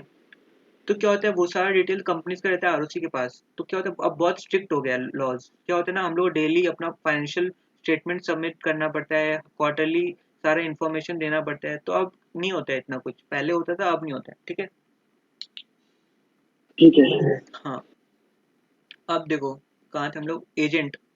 If there is an arrangement between the shareholders and a company to the effect that the company acts as an agent of the shareholders, ठीक है, जैसा जैसा शेयर बोल रहे हैं वैसा वैसा कंपनी चल रहा है, अगर ऐसा हो रहा है कोई केस, तब क्या होगा, the business essentially of that of the share holders and will have unlimited liability, ठीक है। अब जैसे मान लो 3 यहाँ पे शेयर होल्डर्स हैं, ठीक है, ये डायरेक्टर भी है, यहाँ पे कंपनी का डायरेक्टर है कोई, ये कंपनी का डायरेक्टर है, ये मिसेस एक्स, मिसेस एक्स जो है कंपनी की डायरेक्टर है, ठीक है, वो कंपनी को चलाएगी ना। पर ये जो 3 शेयर होल्डर्स है कंपनी के, ये लोग, अगर मिस्टर एक्स बोलती है कि हम लोग को इस कॉन्ट्रैक्ट में मतलब इन्वेस्ट करना चाहिए, अपने को 100 करोड़ का प्रॉफिट हो सकता है, ठीक है, बट ये मिस्टर एक्स बोलते हैं कि ये जो है मिस्टर ए, जो शेयर होल्डर है, वो बोलते हैं नहीं करने का पैसा, बल्कि इनफैक्ट हम लोग ये अल्कोहल का बिजनेस करेंगे, ठीक है। तो ये डायरेक्टर का बात ही नहीं सुन रहा कोई इसका, मिसेज एक्स का, ठीक है। तो किसका डायरेक्शन पे कंपनी चल रही है, डायरेक्टर के डायरेक्शन पे चल रही है या शेयर होल्डर के डायरेक्शन पे चल रही है, बताओ। Share holder. तो यहाँ पे क्या लिखा है, where company acts an agent of its share holders, ठीक है, तब क्या होगा, तब भी कोर्ट कॉर्पोरेट विल लिफ्ट कर सकते हैं, समझ आया, समझ आया। हाँ अब avoidance of welfare legislation, legislation मतलब क्या होता है, जल्दी जल्दी बताओ फटाफट सब कोई। मतलब अवॉइडेंस, या कानून। हाँ, लॉज। लॉज, वेरी वेट, कौन बोला, मैंने बोला। नाम नाम, विक्रम जी। हाँ विक्रम सही बोला एकदम, लॉज लॉज, वेलफेयर लॉज क्या होते हैं, अब ये बताओ, कोई भी लॉ का नाम बताए जो वेलफेयर के लिए हो, किसी के वेलफेयर के लिए, ठीक है, नहीं पब्लिक पता। के हित में जो हाँ, लॉज रहेगा पब्लिक के हित इंडस्ट्रियल में। एक्ट 1949, ले, लेबर लॉ लेबर सारा लॉज, हाँ लेबर लॉज सारा, ये का फैक्ट्रीज है। Act, ESI act, PF act, ये सब क्या है, सबके भले के लिए बना हुआ है। इंडस्ट्रियल एक्ट बोलते हैं एम्प्लॉयज कि, के भले के लिए। या राइट, ठीक है, तो ये सब को अवॉइड करने के लिए भी कंपनीज बहुत बार फ्रॉड करती है, तो वो सब अगर अवॉइड करने के लिए, जैसे क्या बोलते हैं, 20 से ज्यादा एम्प्लॉयज होगा, 20 और मोर एम्प्लॉयज, तो क्या होगा, बोनस देना पड़ेगा हर एक एम्प्लॉय को, ये पता है तुम लोग को, बोनस एक्ट पढ़े हो अभी तक। यस। हाँ सर पड़ेगा। हाँ, तो अपने सिलेबस में है बोनस एक्ट, तो उसमें ये ऐसा कंडीशन है, तो ये सब किसके लिए है, कंपनी के बेनिफिट के लिए है। बट क्या होता है, कई बार ये सब वेलफेयर लेजिस्लेशन, वेलफेयर लॉज को प्रिवेंट करने के लिए भी कंपनी बहुत सारा कुछ उल्टा सीधा काम करती है, तब भी हम लोग कॉर्पोरेट विल लिफ्ट कर सकते हैं। तो where company tries to avoid legal obligation, the corporate veil shall be lifted to look at the real picture, ठीक है। ये एक केस में ये हुआ था कि कुछ लेजिस्लेशन वेलफेयर को अवॉइड करने के लिए, वेलफेयर लेजिस्लेशन को अवॉइड करने के लिए कंपनी ने फ्रॉड किया था, तब कॉर्पोरेट विल को लिफ्ट कर दिया गया था, ठीक है। तो इन केसेस में भी हम लोग कॉर्पोरेट बिल को हटा सकते हैं। To punish for the contempt, contempt मतलब क्या होता है, बताओ बताओ। मिसबिहेव। मिसबिहेव, बात ना हाँ मानना। मिसबिहेव भी हो सकता है, हाँ बात ना मानना, डिसोबे करना, या फिर उसको मतलब सुनना नहीं, उसको फॉलो नहीं करना इंस्ट्रक्शन को, ठीक है। तो देखो कई बार कोर्ट्स क्या होते हैं, डायरेक्ट करते हैं कि भाई तुमको बोनस देना होगा इतना। जैसे मान लो कोई वर्कमैन का हाथ कट गया फैक्ट्री में काम करते करते मशीन में, तो कोर्ट डायरेक्ट करते हैं कि उसको इतना कंपनसेशन दो 20 लाख का, बट कंपनी नहीं देती है उसको। कोर्ट बताती है 20 लाख का दो विद इन 30 days, कंपनी बोलती है इतना पैसा नहीं है अभी हम लोग नहीं देंगे, तो वो 6 महीने तक दी नहीं। तो क्या की वो कोर्ट को डिसोबे की, कंटेम्प्ट ऑफ कोर्ट की, मतलब उसका बेइज्जती की कोर्ट का, तो वैसा नहीं चलेगा। Company being an artificial person cannot disobey the court orders of the court, therefore the person at fault should be identified। यहाँ पे कौन सा डायरेक्टर था जो बोलता है कि पैसा नहीं था कंपनी के पास, ठीक है, उसको आइडेंटिफाई करेंगे और उसको हम लोग पकड़ के पेनल्टी देंगे, ठीक है। तो हमारा ये बहुत Yes. ये कंप्लीट हुआ। हम लोग लिख लो साइड में, इसको याद कैसे रखेंगे, ठीक है, समझे सब कोई? Yes, sir. हाँ सर। ओके, तो याद कैसे रखना है? देखो अरे, अरे था ना अपना, ए से क्या था, ए से कुछ नहीं था, आर से क्या था, रेवेन्यू, ठीक है, रेवेन्यू को अवॉइड करने के लिए, है ना, प्रोटेक्शन ऑफ रेवेन्यू Yes. के लिए कर सकते हैं। ई से क्या था, एनिमी। फिर एफ से क्या था अपना, फ्रॉड, अगर कोई फ्रॉड करता है तो फिर, है ना। पी से हाँ, क्या था, पब्लिक पॉलिसी के अगेंस्ट में काम public. करता है, हाँ। Yeah. और एस से अपना क्या था, शैम, शैम, शैम या फिर शेल पकड़ लो, शेल कंपनी, ठीक है। ए से क्या है, जब कंपनी एजेंट एजेंट की तरह काम करती है, सिर्फ शेयर होल्डर्स की बात सुनती है, डायरेक्टर का कोई वो पावर ही नहीं है। और डब्ल्यू से क्या हो गया, वेलफेयर लेजिस्लेशन। तो तुम लोग घर में काम याद करने का टाइम काम बहुत इजी हो जाएगा, इसलिए सारा एफर्ट्स यहाँ मैं दे दे रहा हूँ, तो यहाँ इसलिए टाइम ज़्यादा लग रहा है। तो यहाँ पे क्या हो गया, ए आर ई याद रखना, अरे, F P, S P 100, 100, S A W 100, सी का 5 फॉर्म, अरे एफ पी 100, अरे एफ पी 100, अरे एफ पी 100, ठीक है। अब यहाँ देख लेना, ए तो कुछ नहीं है, आर से रेवेन्यू, ई से एनिमी, एफ से फ्रॉड, पी से पब्लिक पॉलिसी, एस से क्या है, एस से अपना शैम, ए से क्या है, ए से एजेंट, डब्ल्यू से वेलफेयर लेजिस्लेशन, ठीक है। अरे एफ पी 100, 100, ठीक है, समझा यहाँ तक? हाँ, समझ। तो ये हो गया आपका 10 मार्क्स यहाँ कवर। अब हम लोग यहाँ पर पढ़ेंगे, ओके कंटिन्यू करूँ 10 मिनट या फिर अभी सब थक गए, चलेगा सबको? कंटिन्यू कीजिए सर। Continue. ओके, तो अब हम लोग पढ़ेंगे types of companies. Okay, types of companies हम लोग करेंगे। अब कंपनीज कितने टाइप्स की होती है वो देख रहे हैं हम लोग। Companies are various type, the companies are classified under various categories, ठीक है। क्या है, on the basis of liability, liability मतलब कितना उसका वो है, लायबिलिटी मतलब रिस्क, ठीक है। तो कंपनी लिमिटेड बाय शेयर्स है, कंपनी लिमिटेड बाय गारंटी होता है, और एक अनलिमिटेड कंपनी होता है। इसमें रिस्क एकदम हाई, अनलिमिटेड है, घर से आपका सामान उठेगा, ये रहा घर, घर से सामान लेके जा रहा है कोई, ठीक है, माथे पे रख के, ठीक है, ऐसा लिख लो यहाँ पे। और गारंटी मतलब जितना कोई गारंटी दे रहा है, जैसे मान लो यहाँ पे कौन कौन है, आज देखता हूँ, 1 minute. We have, okay, okay, आज लड़के ज्यादा हैं, कोई लड़के सब भाग गए। ओके, वी हैव, मान लो विक्रम जो है, ठीक है, विक्रम जो है वो, मेरे को देखो बैंक से लोन चाहिए, ठीक है। अब बैंक वाला तो मेरे को जानता नहीं है, मैं तो एक गरीब इंसान हूँ, ठीक है। तो क्या होता है, विक्रम बहुत मतलब जाना माना इंसान है, बहुत अमीर आदमी है, ठीक है, रिच पर्सन विक्रम, विक्रम, ठीक है। तो वो अगर बैंक को बोल दे, ये रहा बैंक, वो अगर बोल दे बैंक को कि भाई इसको आप लोन दे दो, अगर ये पैसा नहीं देता है तो फिर मैं दूंगा, बस इतना सा बात बोलेगा ना, तो बैंक मेरे को लोन दे देगा। तो वो क्या कर रहा है, गारंटी दे रहा है। तो वैसे ही कोई कंपनी में कोई किसी को गारंटी देता है, तो वो उस कंपनी के बारे में हम लोग पढ़ेंगे कि गारंटी कितने अमाउंट का गारंटी दे रहा है। ये 20 लाख का लोन दिया मैं, तो विक्रम का गारंटी कितने अमाउंट का हुआ, 20 लाख का। हाँ। तो वो क्या होता है, यहाँ इस कंपनीज में क्या होता है ना, तो जितने का आप गारंटी दिए, अमाउंट ऑफ गारंटी, उतना ही आपका रिस्क रहता है, उतना ही आपका लायबिलिटी रहता है। Amount of liability equal to amount of guarantee, समझ में आया? हाँ। और ठीक है company sir. Company limited by shares में क्या होता है, जो मैंने कल बताया था, ये एक फेस वैल्यू, ये एक शेयर है, इसका फेस वैल्यू कितना है, 10 रुपया, ठीक है। तो एक जैसे होते हैं ना बहुत बार, application money 2 rupees, first call, second call, यहाँ 5 रुपया, और यहाँ बचा हुआ कितना है, 7 और 3, ठीक है। तो कई बार क्या होता है, ये पर्सन एक ये पे कर दिया, ये पे कर दिया, बट ये ड्यू है।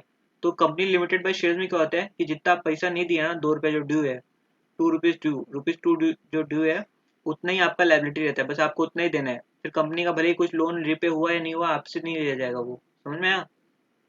समझ में आया सबको? हाँ मतलब सर। शेयर का जितना पैसा बाकी है उतना ही हाँ लायबिलिटी है, बस राइट? बस आपको उतना ही देना है, हाँ, और कुछ नहीं देना। और कंपनी का लॉस हुआ, कंपनी फ्रॉड की, वो सब अगर आप उसमें इन्वॉल्व नहीं हो तो आपको 1 रुपया नहीं मांगेंगे आपसे, ठीक है। समझ गए। अगर अनलिमिटेड वाला कंपनी है, कंपनी आप फ्रॉड किया नहीं किया तो आपको पे करना पड़ सकता है, ठीक है। अब देखो आगे देखते हैं, company limited by share. Company section 2 sub section 2, तो देखो हर जगह जहाँ पे डेफिनेशन आ रहा है वहाँ पे सेक्शन 2 में ही है। सेक्शन 2 सब सेक्शन 2 याद कर लेना, ठीक है। जहाँ जहाँ सेक्शन आ रहा है अभी एक लिस्ट बनाओ, एक रजिस्टर, एक अपना लास्ट का 4 लास्ट से अपना रजिस्टर है सबके पास, नोटबुक है, हाँ हाँ है। उसका 4 पे उसका मतलब लास्ट का 4 पेपर छोड़ के आगे जाओ, मतलब ठीक है। वहाँ क्या करो, लिस्ट ऑफ सेक्शंस लिखो ऊपर हेडिंग। वहाँ पे सबसे पहले आप सेक्शन क्या लिखोगे, सेक्शन ये 2। सारा लिखना पड़ेगा? 70-80 मार्क्स चाहिए तो लिखिए, 40 मार्क्स चाहिए तो मत लिखिए, ठीक है। यहाँ पे चलो सेक्शन 2 बोलिए। सब सेक्शन 2 में आप क्या लिखेंगे, डेफिनेशन ऑफ कंपनी, ठीक है। फिर दूसरा सेक्शन जो आज हम लोग डील करें, सेक्शन 2 सब सेक्शन 22, इसमें क्या है, definition of company limited by shares, ठीक है। जैसे जैसे सेक्शन आ रहे हैं हम लोग उसको लिखते जाएंगे, एक लिस्ट बना लो। फिर मैं आपको इसमें से बता दूंगा जितने भी सेक्शन हो रहे हैं उसमें से कौन से इंपॉर्टेंट आपको याद रखने हैं, वो मैं आपको उसमें और भी उसमें कम कर दूंगा, बट एक लिस्ट बनाते जाओ ताकि एक समरी रहेगा आपके पास कि हम लोग कौन कौन से सेक्शन आज तक पढ़े, समझ में आया ऐसा।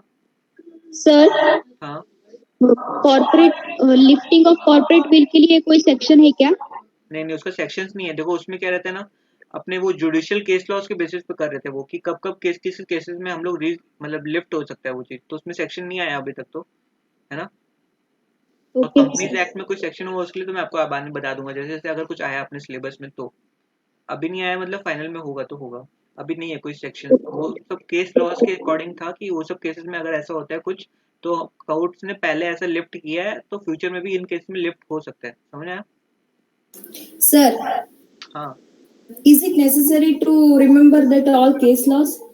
no, no, not at all necessary. I just explained you. You don't even need to remember the case law names also. I just explained you to so that you have the clarity behind the picture, like what really happened.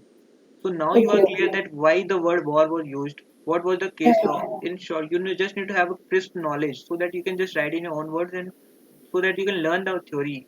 Otherwise, you have to learn that paragraph. You will forget in the exam. But now, if you forget in the exam also, then also you can write the story in whatever you remember, or if you have copied in a rough copy, then you will just be able to write in your own words and score marks.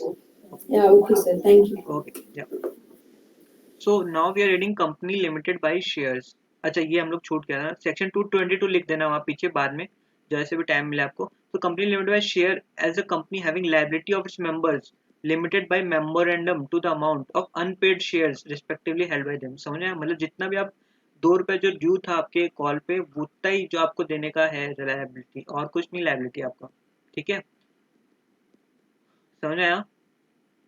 और यहाँ word memorandum क्यों use किया गया हाँ। है, it is referring to memorandum of association. उसमें क्या रहता है ना, सब्सक्रिप्शन क्लॉज रहता है। सब्सक्रिप्शन क्लॉज में क्या रहता है कि कितने मेंबर्स हैं, उन्होंने कितना शेयर्स हेल्ड किया है, कितना फुल्ली पेड अप शेयर्स हैं या फिर पार्शली पेड अप शेयर है, वो सारा उसमें लिखा रहता है, ठीक है,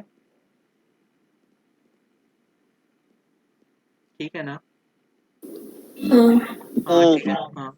अब देखो हाँ। ये हो हाँ गया। ठीक है। अब देखते हैं कंपनी लिमिटेड बाय गारंटी, जो एग्जांपल दिया था गारंटी का वही है देखो। अब इसका सेक्शन कौन सा है, सेक्शन 2 सब सेक्शन 21 अपन याद करेंगे एक दिन, सेक्शंस का ही रखेंगे इसमें हम लोग सारे सेक्शंस रिकॉल करेंगे ताकि देखो एक एडवांटेज मिलता है अपने और इजी है काफी। हाँ सर, सर हाँ। कंपनी लिमिटेड बाय शेयर वाला एक बार बता दीजिए।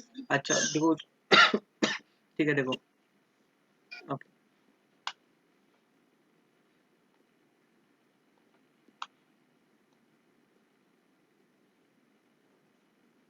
देखो, कंपनी लिमिटेड बाय शेयर्स, कौन पूछा था, निधि ने पूछा था क्या। Yes sir. ओके तो यहाँ पे है निधि, ठीक है, ये है निधि। यहाँ पे है कंपनी रिलायंस इंडस्ट्रीज लिमिटेड, ठीक है। निधि ने कंपनी को 1600 रुपये दिए, 1600 रुपये दिए, ठीक है। कंपनी ने उसको एक शेयर दिया, ठीक है। तो अब निधि क्या बन गई अब बताओ तुम लोग। shareholder. पहले बनी शेयर होल्डर। क्या उसको हम लोग मेंबर बोलते हैं? मेंबर कब नो बनेगी? Yes, sir. नहीं बोलेंगे, मेंबर कब बोलेंगे? जब उसका रजिस्टर ऑफ उसमें नाम रजिस्टर्ड आ ऑफ गया। नाम लिखा हाँ रहेगा। हाँ, तो रिलायंस के शेयर होल्डर्स के रजिस्टर में अगर निधि का नाम आ गया तब वो मेंबर बन जाएगी। इतना तो सबको क्लियर है ना? हाँ सर। हाँ Yes, sir. Okay done. अब देखो ये 1600 रुपया निधि तो अमीर आदमी है यार, निधि तो अमीर, शी इज रिच गर्ल, वो 1600 एक बार में ही दे दी। अब अपन जो गरीब आदमी है उनके लिए क्या करती है कंपनी, कई बार बोलती है कि एप्लीकेशन मनी के साथ तुम बस 200 रुपया दो। फर्स्ट कॉल जो हम लोग करेंगे उस पर तुम 400 रुपया दो। सेकंड कॉल जब करेंगे हम लोग तो उस पर तुम कितना दो? 600 रुपया यहाँ हो गया, उस पर तुम दे दो फिर 500 रुपया, तो 1100 रुपया हो गया। और फिर फाइनल कॉल पे तुम दो अपना बचा हुआ 500 रुपया, तो हो जाएगा यहाँ पे 1600 रुपया कंपनी को मिल जाएगा। तो ये सब गैप गैप पे मिल जाता है कि ये फर्स्ट कॉल हुआ 3 महीने बाद, ये हुआ फिर 3 महीने बाद हुआ, ये 4 महीने बाद हुआ, तो ऐसे करके हो सकता है। ठीक है, तो ऐसे भी कंपनी, कई कंपनीज पैसा मंगाती है ना? ये तो पढ़े हम लोग फाउंडेशन में या जब भी 12th में, है ना? Yes, sir. Yes, sir. हाँ नहीं तो पढ़े। नहीं पढ़े तो अब बता दिया ना, बता दिया ना। या तो एक 1600 रुपये एक बार पेमेंट कर दो, या फिर जैसे इंस्टॉलमेंट में पेमेंट होता है। समझ में आया? तो अब तो समझ में आया। हाँ हाँ समझ में आ गया। हाँ ठीक है, तो देखो क्या होता है ना, अब ये शेयर, तो फिर देखो क्या हो रहा है। अब देखो अब निधि का लायबिलिटी कितना है, या तो वो पहले यहाँ अगर एक साथ 1600 दे दी तो लायबिलिटी 0 है। अब यहाँ पे उसका मान लो सेकंड कॉल से पैसा बाकी है यहाँ तक, यहाँ से, तो उसका लायबिलिटी अब कितना है, उसको लायबिलिटी बोले तो कितना उसको पैसा देना है बाकी है, उसका पैसा ड्यू, पैसा ड्यू। वो 600 रुपया दे दी, अब उसको कितना बाकी है? 1000 रुपया ड्यू है ना? है ना? Yes, sir. तो ये कंपनी लिमिटेड बाय शेयर हुई, तो उसको ये 1000 रुपया ही देना है वापस, जितना उसका ड्यू है। अगर ये भी ये नहीं दे पाती तो उसका शेयर कैंसिल हो जाएगा और निधि को कुछ नहीं मिलेगा वापस। ठीक है, समझ में आया? अब समझ में आया Yes, निधि? sir. और देखो अगर ये, Yes. और ये चीज अगर अनलिमिटेड कंपनी होती ना, तो मान लो कंपनी कोई फ्रॉड फ्रॉड करती है और तुम उसकी मेंबर हो निधि, तो तुमसे वो 1000 रुपया क्या, वो तुमसे लाखों रुपया भी रिकवर कर लेंगे, तुमको देना पड़ेगा भाई, क्योंकि अनलिमिटेड है उसमें यार, है ना? तो ये एग्जांपल है, समझ में आया? Yes, sir. ओके, कहाँ थे हम लोग? ओके, तो ये हो गया कंपनी लिमिटेड बाय गारंटी में बता दिया कि कोई गारंटी जितना अमाउंट को दे रहा है उतने का ही। तो देखो section 2 subsection 21 defines company limited by guarantee as a company having the liability of its members. देखो यहाँ वर्ड्स मेंबर्स यूज हुआ है, लिमिटेड बाय, तो ये मेंबर्स कौन हो गए? जिनका रजिस्टर ऑफ मेंबर्स में नाम है।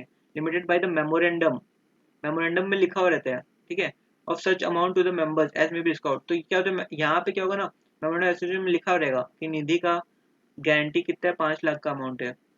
अभिषेक का गारंटी अमाउंट 5 लाख का है, ठीक है। अंजलि का 2 लाख का है। तो जितना जितना ये अमाउंट लिखा है उतना ही करने का है आपको, उससे ज्यादा नहीं मांगेंगे आपसे। समझ में आया? नहीं समझ Yes, में sir. आया? ठीक है। मेरे Yes, sir. Such the amount में respectively undertake to contribute to the assets of the company. जितना आपको ये 5 लाख रुपए का आपको एसेट्स कंट्रीब्यूट करना है, तो आप 5 लाख ही दो भाई, उससे ज्यादा नहीं मांगे आपसे, ठीक है। और ये कब मांगते हैं हम लोग? In the event of being wound up. ये गारंटी किस लिए यूज होती है? ताकि अगर कंपनी बंद हो रही है तो आप कितना रुपए लाओगे कंपनी को, मतलब कंपनी जो भी लाइबिलिटी है, डेट्स है, वो सब पे करने के लिए। समझ में आया? तो ये बहुत इंपॉर्टेंट है, ये डेफिनेशन आपको याद करना होगा कि कंपनी लिमिटेड बाय गारंटी में ये चीज जो है ना, कि जो भी लायबिलिटी, देखो मेमोरेंडम और to such amount which may be respectively undertaken to contribute to the assets of the company in the event of being wound up। wound up मतलब क्या होता है? कंपनी जब बंद हो रही है, कंपनी जब बंद हो रही है तब आप कितना रुपया ला के देना होगा कंपनी को, ताकि कंपनी का अगर कोई लोन वोन है तो रीपे हो पाए। अब समझ में आया? ये समझ चाइना तो गए. ऐसे कंपनीज बहुत कम होते हैं, mostly company limited by shares ही होते हैं, जैसे रिलायंस हो गया, टाटा हो गया, है ना? तो यही सब होता है मोस्टली, ठीक है। अनलिमिटेड कंपनी भी बहुत कम ही होती है, ठीक है। Section 2 subsection 92 defines unlimited company as a company not having any limit of on the liability of its members. जो बताया ना, घर से सामान उठा के ले आएंगे लोग। समझ आया? समझ आया? Yes, sir. Yes, sir. अब ये Yes, भी sir. बहुत इंपॉर्टेंट है, देखो on the basis number of members, कितने मेंबर्स है। अब मेंबर्स टर्म जब समझ में आ गया, वरना मेंबर समझ में नहीं आता, मेंबर शेयर होल्डर कभी यूज होगा कभी कुछ होगा, तो अब इजी रहेगा। देखो अब पब्लिक कंपनी क्या होती है, ओके मेरे को वहीं जाना पड़ेगा।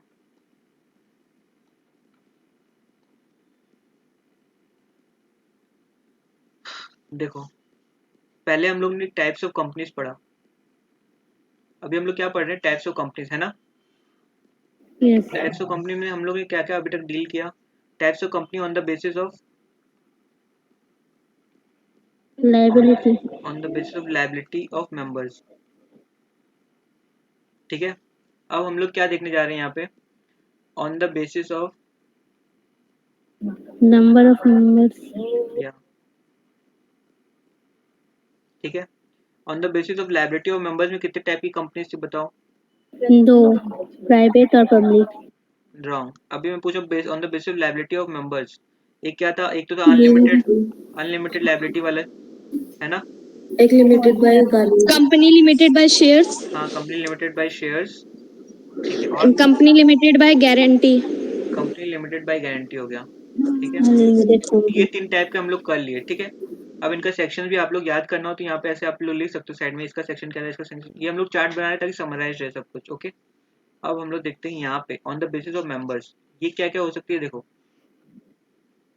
इसमें 3 टाइप के होते हैं, एक तो होता है प्राइवेट कंपनी, एक होता है आपका पब्लिक कंपनी, एक होता है आपका 1 पर्सन कंपनी। ये जो कॉन्सेप्ट है ना, ये कॉन्सेप्ट कंपनीज एक्ट 2013 में ही आया है, नया कॉन्सेप्ट।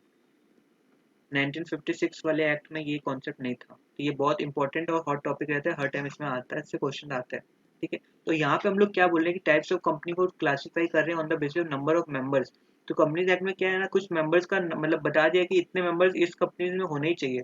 जैसे प्राइवेट कंपनी में क्या होना चाहिए ना, 2 मेंबर्स एटलीस्ट होने ही चाहिए आपको, मिनिमम मेंबर्स 2 होने चाहिए। मेंबर मतलब बताओ कोई क्या होता है।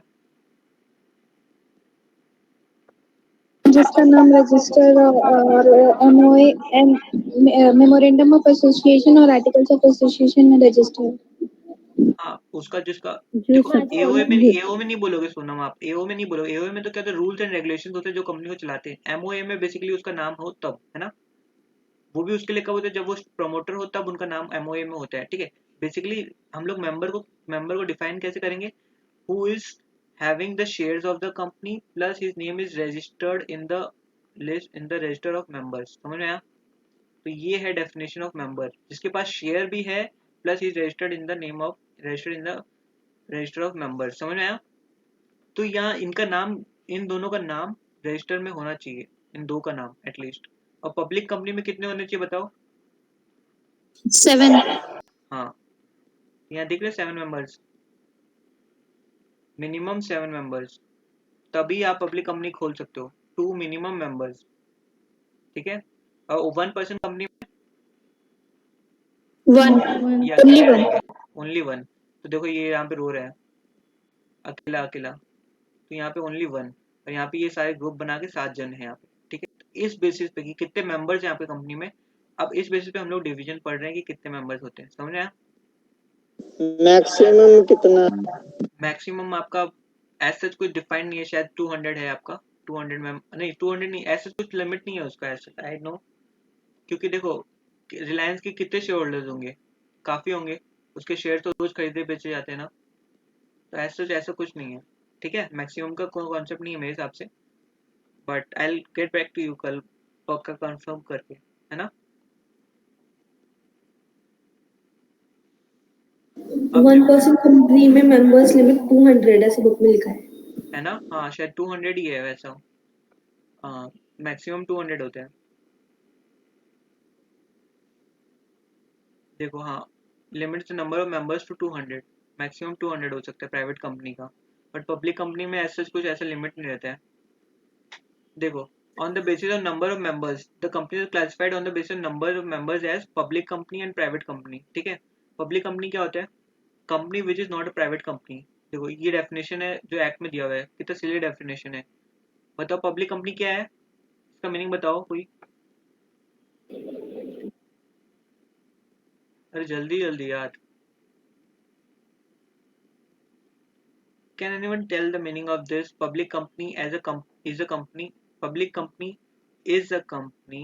यहाँ पे is होगा, is a company which is not a private company. इसका मतलब जो प्राइवेट नहीं है वही पब्लिक कंपनी हाँ, है। तो ये कैसे, ये क्या मतलब क्या है, ये तो क्या मतलब बचकाना डेफिनेशन है कि जो प्राइवेट कंपनी नहीं है वो पब्लिक कंपनी है। तो इसके लिए हम लोग सबसे पहले क्या देखना होगा, इसको समझने के लिए पब्लिक प्राइवेट कंपनी का हम लोग को डेफिनेशन देखना होगा। ओके, तो हम लोग सबसे पहले क्या करेंगे, प्राइवेट कंपनी का डेफिनेशन हम लोग देखेंगे।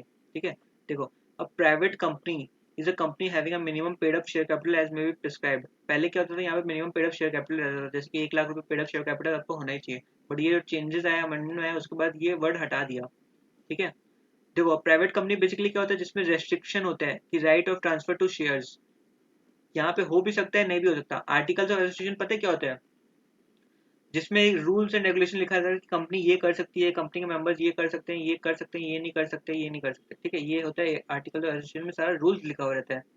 ठीक है, कि कंपनी किसी से किस मतलब कौन सा बिजनेस कर सकती है, कौन सा नहीं कर सकती, कौन से कॉन्ट्रैक्ट्स में एंटर कर सकती है, कौन सा नहीं कर सकती, कंपनी के शेयर होल्डर्स जो है वो अपना शेयर्स ट्रांसफर कर सकते हैं, किसी को नहीं कर सकती। किस में लिखा रहेगा, आपका article of association of company में लिखा रहेगा। अगर ये बोल देता है कि कंपनी के शेयर्स कोई भी मेंबर ट्रांसफर नहीं करेगा, ठीक है, या 5 साल के लिए ट्रांसफर नहीं करेगा, जब उसको मान लो 2014 में शेयर्स मिला तो उससे 5 ईयर्स के लिए कोई भी ट्रांसफर नहीं होना चाहिए पहले, तब वो क्या होगा, shares will not be freely transferable, otherwise shares are always freely transferable. तो देखो यहाँ पे क्या है, प्राइवेट कंपनी में हमेशा क्या हो सकता है, रिस्ट्रिक्शन हो सकता है कि right to transfer of it shares, जैसे राम के पास शेयर है, वो अपने दोस्त श्याम को देना चाहता है, तो अगर ये प्राइवेट कंपनी का शेयर होल्ड करता है तो अगर उसके एओए में हम लोग जाकर पहले चेक करना होगा कि ऐसा कुछ रेस्ट्रिक्शन ऑन ट्रांसफर है या नहीं है। अगर कोई रेस्ट्रिक्शन है तब ये ट्रांसफर वैलिड नहीं रहेगा। ठीक है, भले ही वो राम उसको पैसा दे दे उस शेयर का, but Ram will not be the shareholder of the company, valid shareholder of the company। ठीक है, तो पहला पॉइंट क्या बोल रहे हैं कि उस कंपनी, प्राइवेट कंपनी के आर्टिकल्स में ऐसा क्लॉज लिखा हुआ हो सकता है कि मतलब रेस्ट्रिक्शन क्लॉज लिखा हुआ हो सकता है कि वो अपने शेयर्स को ट्रांसफर नहीं करेगा, accept in the case of 1 person company the limits the amount इस, मतलब 1 person कंपनी में लिमिट्स मतलब क्या हो सकता है, लिमिट ऑफ मेंबर्स कितना है, 200 मेंबर्स। और फिर क्या हो सकता है, prohibits any invitation to public to subscribe any securities of the company. तो क्या हो सकता है, 3 चीज याद कर लो यार, इसको कुछ नहीं है इसमें। देखो पहला क्या है, restriction, restriction of what, transfer of shares, किसी को ट्रांसफर नहीं करना है, ऐसा लिखा हुआ हो सकता है, कंपल्सरी नहीं है कि हर प्राइवेट कंपनी में ऐसा ही हो, किसी प्राइवेट कंपनी के एओए में ऐसा लिखा हुआ हो सकता है प्राइवेट कंपनी। सेकंड क्या बोल रहा है कि क्या बोल रहा है, bytes which may not and it says second except in case of 1 person company limits the number of members का लिमिटेशन भी हो सकता है कि भाई इतने मेंबर्स होंगे हमारे कंपनी में, ऐसा भी लिखा हुआ हो सकता है। ठीक है, सिर्फ ओपीसी में कितने मेंबर्स हो सकते हैं, 200। और थर्ड क्या लिखा हुआ है कि पब्लिक से कोई भी सिक्योरिटी सब्सक्राइब नहीं करेंगे, मतलब हम लोग पब्लिक से जनरल पब्लिक से हम लोग पैसा नहीं इन्वाइट करेंगे, पैसा नहीं रेज करेंगे, डिपॉजिट नहीं एक्सेप्ट करेंगे। समझ में आया सबको? लास्ट वाला बताओ। प्रोहिबिट्स देखो क्या होता है ना, कई बार हम लोग पब्लिक से डिपॉजिट एक्सेप्ट कर लेते हैं। ठीक है, पब्लिक से पैसा हम लोग मांग लेते हैं। ठीक है ना, प्रोस्पेक्टस इशू करके या कुछ भी, तो वैसा नहीं अलाउड है प्राइवेट कंपनी को। ठीक है, रेज करना। ठीक है, पहला क्या है, restriction right to transfer of share. Second क्या है, okay limit the number of shares, OPC के केस में 200 ओनली, और कोई भी पब्लिक से पैसा नहीं मंगाने का, एकदम सिंपल। तो ऐसा कुछ है अगर कुछ तो वो होगा private company under section 2 sub section 68। ठीक है, हाँ, डन। Okay done. अब हम लोग पढ़ते हैं पब्लिक कंपनी, सेक्शन 271, एंड ये पढ़ के हम लोग वाइंड अप कर लेंगे आज का class. Section 271, public company is a company which is not a private company.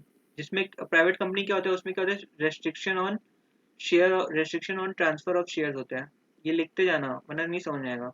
और क्या होता है, limit on number of members, OPC में होता है 200। ठीक है, और लास्ट वाला क्या था, no acceptance of deposit from public.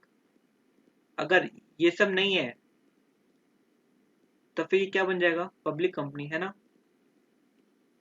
देखो प्राइवेट कंपनी में क्या क्या होता है ये सब बताया ना मैंने, देखो तुमको चीज सिंपल से समझो, नहीं समझ आता तो मेरे को बोलो, मैं उसको अलग तरीके से समझाऊंगा। इसका जब आंसर लिखेंगे तो पब्लिक कंपनी में क्या क्या है ये सारा लिख के डिफाइन करके लिखना पड़ेगा क्या? ये तो तुमको पूरा याद करना पड़ेगा, इसको तुम ओन वर्ड्स में नहीं लिख सकते, क्योंकि ये तो बुक का लैंग्वेज है, और जो बुक का लैंग्वेज है वो सेम टू सेम ही होना चाहिए एग्जैक्ट। बस समझने के लिए समझ लो कि देखो प्राइवेट कंपनी में क्या होता है, restriction on transfer of share होता है ना, है ना, हाँ। और लिमिट रहता है ऑन नंबर ऑफ मेंबर्स, और नो एक्सेप्टेंस और डिपॉजिट का क्लॉज रहता है। अगर मान के चलो कहीं पे लिखने बोला पब्लिक कंपनी, तो हम लोग भी ऐसे लिख देंगे, जो प्राइवेट कंपनी नहीं है वही पब्लिक हाँ, कंपनी इट है। इज नॉट प्राइवेट कंपनी, और पूरा ये पैराग्राफ लिखना पड़ेगा और फिर लिख देना कि प्राइवेट कंपनी क्या होता है। ठीक है। अच्छा अच्छा। हाँ, तो देखो यहाँ पे इस प्राइवेट कंपनी कब बनती है, प्राइवेट कंपनी जब ये 3 क्लॉज रहती है। ठीक है। और पब्लिक कंपनी कब बनेगी, which is not a private company, मतलब प्राइवेट कंपनी में जो 3 क्लॉजेज है अगर वो यहाँ पे नहीं रहेंगे तो वो क्या बन जाएगी, पब्लिक कंपनी। तो इसका मतलब क्या हो रहा है, यहाँ पे जो रेस्ट्रिक्शन है, क्या पब्लिक कंपनी में वो रेस्ट्रिक्शन होगा या नहीं होगा, तुम लोग बताओ, एक एक करके नहीं समझ। होगा। नहीं होगा। ओके, कौन नहीं कौन बोल होगा। रहा है, अच्छा सुनो, कौन कौन बोल रहा है कि नहीं होगा और कौन कौन बोल रहा है नहीं, होगा, होगा वाले नहीं का होगा।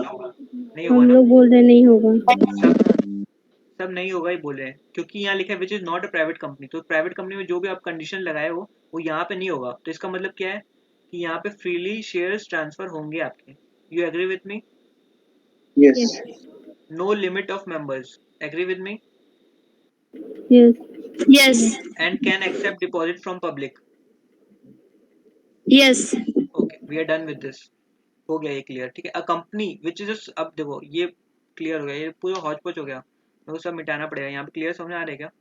देखो अब ये बहुत इंपॉर्टेंट लाइन है, ये बोलो तो मैं कल समझाऊँ। मैं एक रफ आइडिया देता हूँ, फिर उसके बाद घर पे सोचना, फिर अपने कल इसको वापस डिस्कस कर लेंगे। देखो, a company which is a subsidiary of a company not being a private company shall be deemed to be a public company for the purpose of this act where subsidiary company continues to be private company। कुछ समझ आया? तो अब कुछ समझ आया किसी को? नहीं, नहीं हाँ, आया। तो ये अब नहीं एक्चुअल में नहीं। लॉ स्टार्ट हो रहा है, तो ये एक्चुअल में है लॉ। एक एक वर्ड इसलिए हम लोग को समझना बहुत जरूरी है। समझ में आ रहा है? समझा। हाँ, क्या अब समझाना पड़ेगा इसको? हाँ। ओके हाँ, समझाना पड़ेगा। ओके। देखो, तो हम लोग पब्लिक कंपनी पढ़ रहे थे ना। अब पब्लिक कंपनी की एक सब्सिडरी कंपनी है,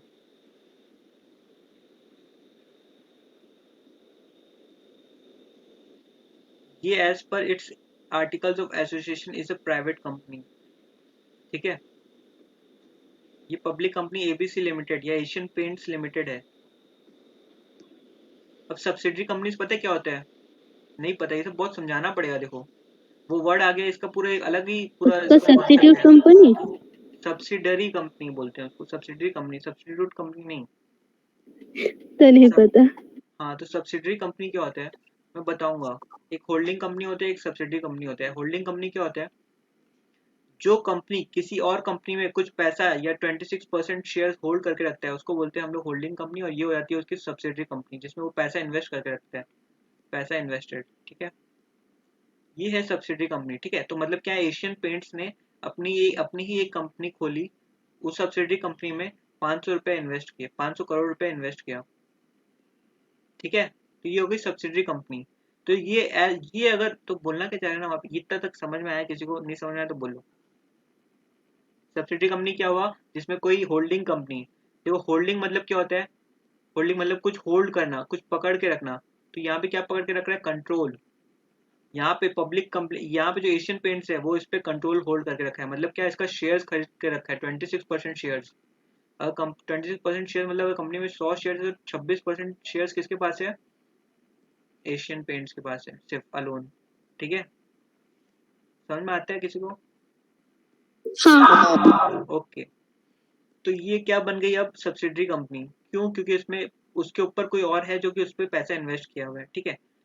तो अब देखो मैं क्या, वो ये तो मैं अभी तक बस बेसिक आइडिया दिया इसका। ठीक है। अब यहाँ पे लॉ क्या बोले, देखो पब्लिक कंपनी है ही है। पब्लिक कंपनी क्या होता है ये बताओ। पब्लिक कंपनी क्या होता है, Which is not a private company. Private not a company. Private company. उसमें कितने मेंबर्स मिनिमम होने चाहिए पब्लिक कंपनी में? लिमिट नहीं है. 7 मेंबर्स मिनिमम तो 7 होने चाहिए ना, members. कितने? मिनिमम 7 मेंबर्स होने चाहिए, है यस ना? यस। हमने पढ़ा था। अब देखो, इस पब्लिक कंपनी का सब्सिडरी कंपनी, मान लो XYZ प्राइवेट लिमिटेड है नाम इसका। ठीक है। तो इसके आर्टिकल्स ऑफ एसोसिएशन में लिखा हुआ है कि ये प्राइवेट कंपनी है, पर भी फिर भी हम लोग उसको क्या मानेंगे, deemed public company.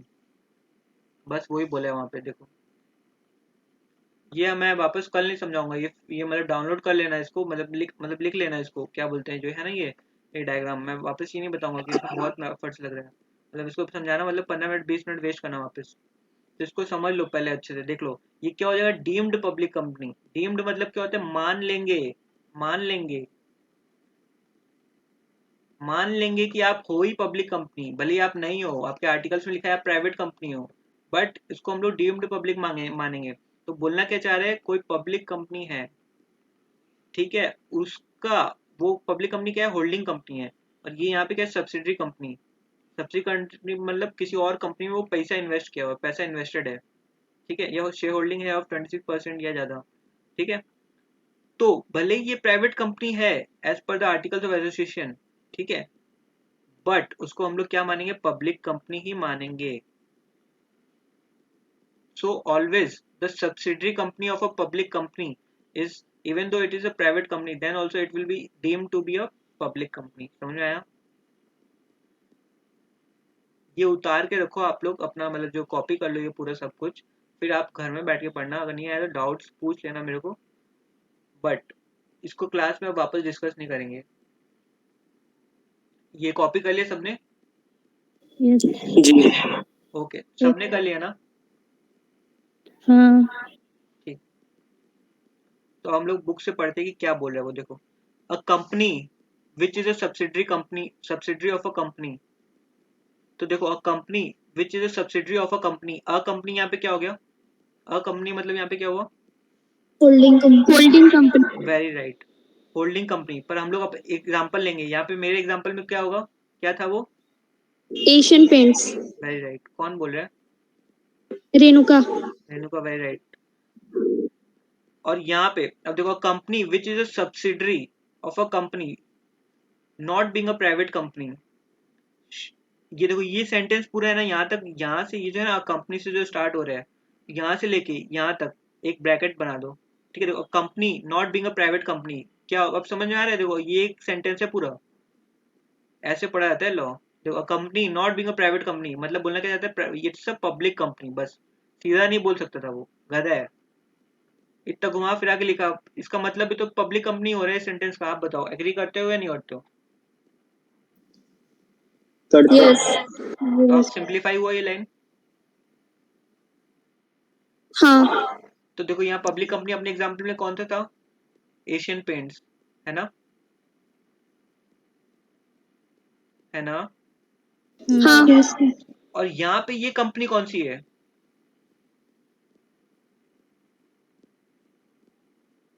A company which is subsidiary, यहाँ से लेके अ कंपनी से लेके सब्सिडरी तक हम लोग यहाँ पे किस कंपनी का बात कर रहे हैं, प्राइवेट कंपनी। एकदम राइट। समझ में आ रहा है ना सबको? हाँ मेरे में यहाँ पे एग्जांपल नाम क्या था कंपनी का, XYZ. हाँ, XYZ लिमिटेड। देखो, तो XYZ limited is not a public limited company shall be deemed to be public limited company for the purpose of this act even when such subsidiary company क्या होगा, XYZ company continues to be a private company in its article। इतना easy हो गया। अब देखो, अब जिसको नहीं समझ में आया उसके लिए पैराग्राफ तो महाभारत है, नहीं क्या, सब सो गए? नहीं नहीं सुन रहे। अब इजी हुआ या यू वांट मी टू हाँ रिपीट सर। इट? नहीं आ गया। आ गया ना सबको? बस ये सोचो, ये डेफिनेशन आपको याद करना होगा। तो अगर आपको ये समझ में नहीं आया तो आप ये जिंदगी भर याद ही नहीं रख सकते इसको, और रट के गए तो भूल जाओगे वहां पे। तो यहाँ पे सारा लिख लो कि वो एग्जांपल लिखा, यहाँ पे प्राइवेट कंपनी लिखा, फिर यहाँ पे कौन सा है वो, XYZ लिमिटेड है। तो मतलब क्या हुआ कि देखो, पब्लिक कंपनी की सब्सिडरी कंपनी को भी हम लोग पब्लिक कंपनी ही डीम्ड करके मानेंगे। डीम्ड मतलब क्या होता है, कई बार जैसे मान लो राम है, मानना। राम, राम, ठीक है, हाँ, डीम्ड मतलब मानना, हमेशा एज्यूम कर लेना कि वो पब्लिक ही है, मानेंगे ही, डीट हो गए हम, भले तुम अच्छे हो या नहीं हो, हम तुमको मानेंगे ही। जैसे राम, राम जो है अपने क्लास में, अपने सेशन में अभी है, राम नाम ही इतना अच्छा है कि हम लोग उसको मान लिए, भाई तुम अच्छा ही है, भले वो इंसान खराब हो, एग्जाम्पल दे रहा हूँ जस्ट, ठीक है। तो राम नाम अच्छा है तो हम लोग बस मान लिए भाई वो राम ही है, श्री राम है, ठीक है। वैसे ही कंपनीज एक्ट में क्या हो रहा है, पब्लिक कंपनी की सब्सिडरी कंपनी अगर वो प्राइवेट कंपनी भी है तब भी हम लोग उसको पब्लिक कंपनी ही मानेंगे, और सारा प्रोविजंस और सारा काम जो कि एक पब्लिक लिमिटेड कंपनी को करना पड़ता है वो इसको भी करना पड़ेगा। समझ आया? Yes. समझ रहे। तो बस आज अपन वाइंड अप करते हैं, इसको इतना तक ही रखते हैं, सर बहुत हैवी हो गया। हाँ सर मुझे कंसेप्ट समझ नहीं आया। कौन सा? होल्डिंग कंपनी किसको होल्डिंग बोलते हैं? कंपनी का मैं तुमको बता दूंगा, तुम्हें टेक्स्ट कर देना, मैं तुमको बता दूंगा, है ना। ठीक है सर। हाँ सर आज सब कंपनी खत्म कर दीजिए। बहुत हैवी हो जाएगा बता रहा हूँ, इसको तुम पहले कर लेना प्लीज। एंड लाइक आज सैटरडे है ना, तो अपन मंडे को मिलते हैं ना, अपन कल मंडे से अपन 2 घंटा चालू कर देंगे, 2 घंटे चालू कर लेंगे, है ना। अब ज़्यादा टाइम नहीं लगेगा, देखो मेरे को एक एग्जाम्पल देना पड़ रहा है इसलिए इतना टाइम लग रहा है। अब फिर तो समझने आने लग जाएगा ना यार, तो तुम्हारा काम बहुत ईजी हो जाएगा। और फिर जैसे जैसे 10 15 20 पेज हो जाएगा ना, फिर तुमको सारा कॉन्सेप्ट बेसिक आ गया। देखो तुमको होल्डिंग कंपनी नहीं पता, सब्सिडरी कंपनी नहीं पता, अब बताओ यहाँ पे एक्सप्लेन किया हुआ है कहीं पे? अब मेरे को आता है तो मैं बता दिया, मैं 10 बार ये एक्ट पढ़ चुका हूँ, इसलिए मैं बता पा रहा हूँ कि मेरे को ये क्या मतलब है क्या नहीं है। अब जब जो फर्स्ट टाइम सेल्फ स्टडी कर रहा है उसको ये मतलब कहाँ से समझ आएगा? अभी सब्सिडरी कंपनी समझने के लिए उसको कहीं वही डेफिनेशन में जाना पड़ेगा, फिर डेफिनेशन ऐसा घटिया से ऐसे लैंग्वेज में दिया रहेगा तो कैसे समझ आएगा? इसलिए टाइम लग रहा है अपन को। तो बियर विथ मी, ट्रस्ट करो कि हाँ जो भी समझा रहा हूँ टाइम टेकिंग हो रहा है काफ़ी, बट हाँ तुम्हारा 60% 60+ मार्क्स कहीं नहीं जाएगा लॉ में, मिनिमम बोल रहा हूँ, है ना। तो भले ही टाइम लगे, बट हाँ नेक्स्ट क्लास से अपन 2 घंटा पूरा फिक्स करके रखेंगे कि 2 घंटा अपन करेंगे, है ना। कल क्लास होगा या नहीं होगा? कल नहीं, मंडे अपन फिर मंडे वेडनेसडे फ्राइडे और सैटरडे रखते हैं, है ना। एक बार इतना ही सर रखते हैं। सेम ही टाइम पे? हाँ सेम ही रखते हैं ना, या किसी को कोई इशू होगा तो फिर बता देना मेरे को, फिर अपन टाइम फिक्स कर सकते हैं वैसे जो सूटेबल रहे नहीं, सब। ये वाला ही नहीं सही है। नहीं यही ठीक है सर। यही हाँ ठीक है सर। ये बेस्ट है ना, है ना। और एग्जाम, और Yes. मैं बता रहा हूँ देखो, रनिंग नोट्स लिखो, रनिंग नोट्स नहीं लिखोगे ना ये सब तो कुछ याद नहीं रहेगा बाद में, और फिर ये किया हुआ भी टाइम वेस्ट होगा पूरा का पूरा। तो इसको रनिंग नोट्स लिखते जाओ अपना, जो भी हो रहा है साथ बाय साथ, जो भी एग्जांपल दिए जा रहे हैं। एंड और एक चीज़ हो सकता है मैं कोई पॉइंट गलत बता दिया हूँ गलती से, या फिर मेरा हो सकता है ऐसा हो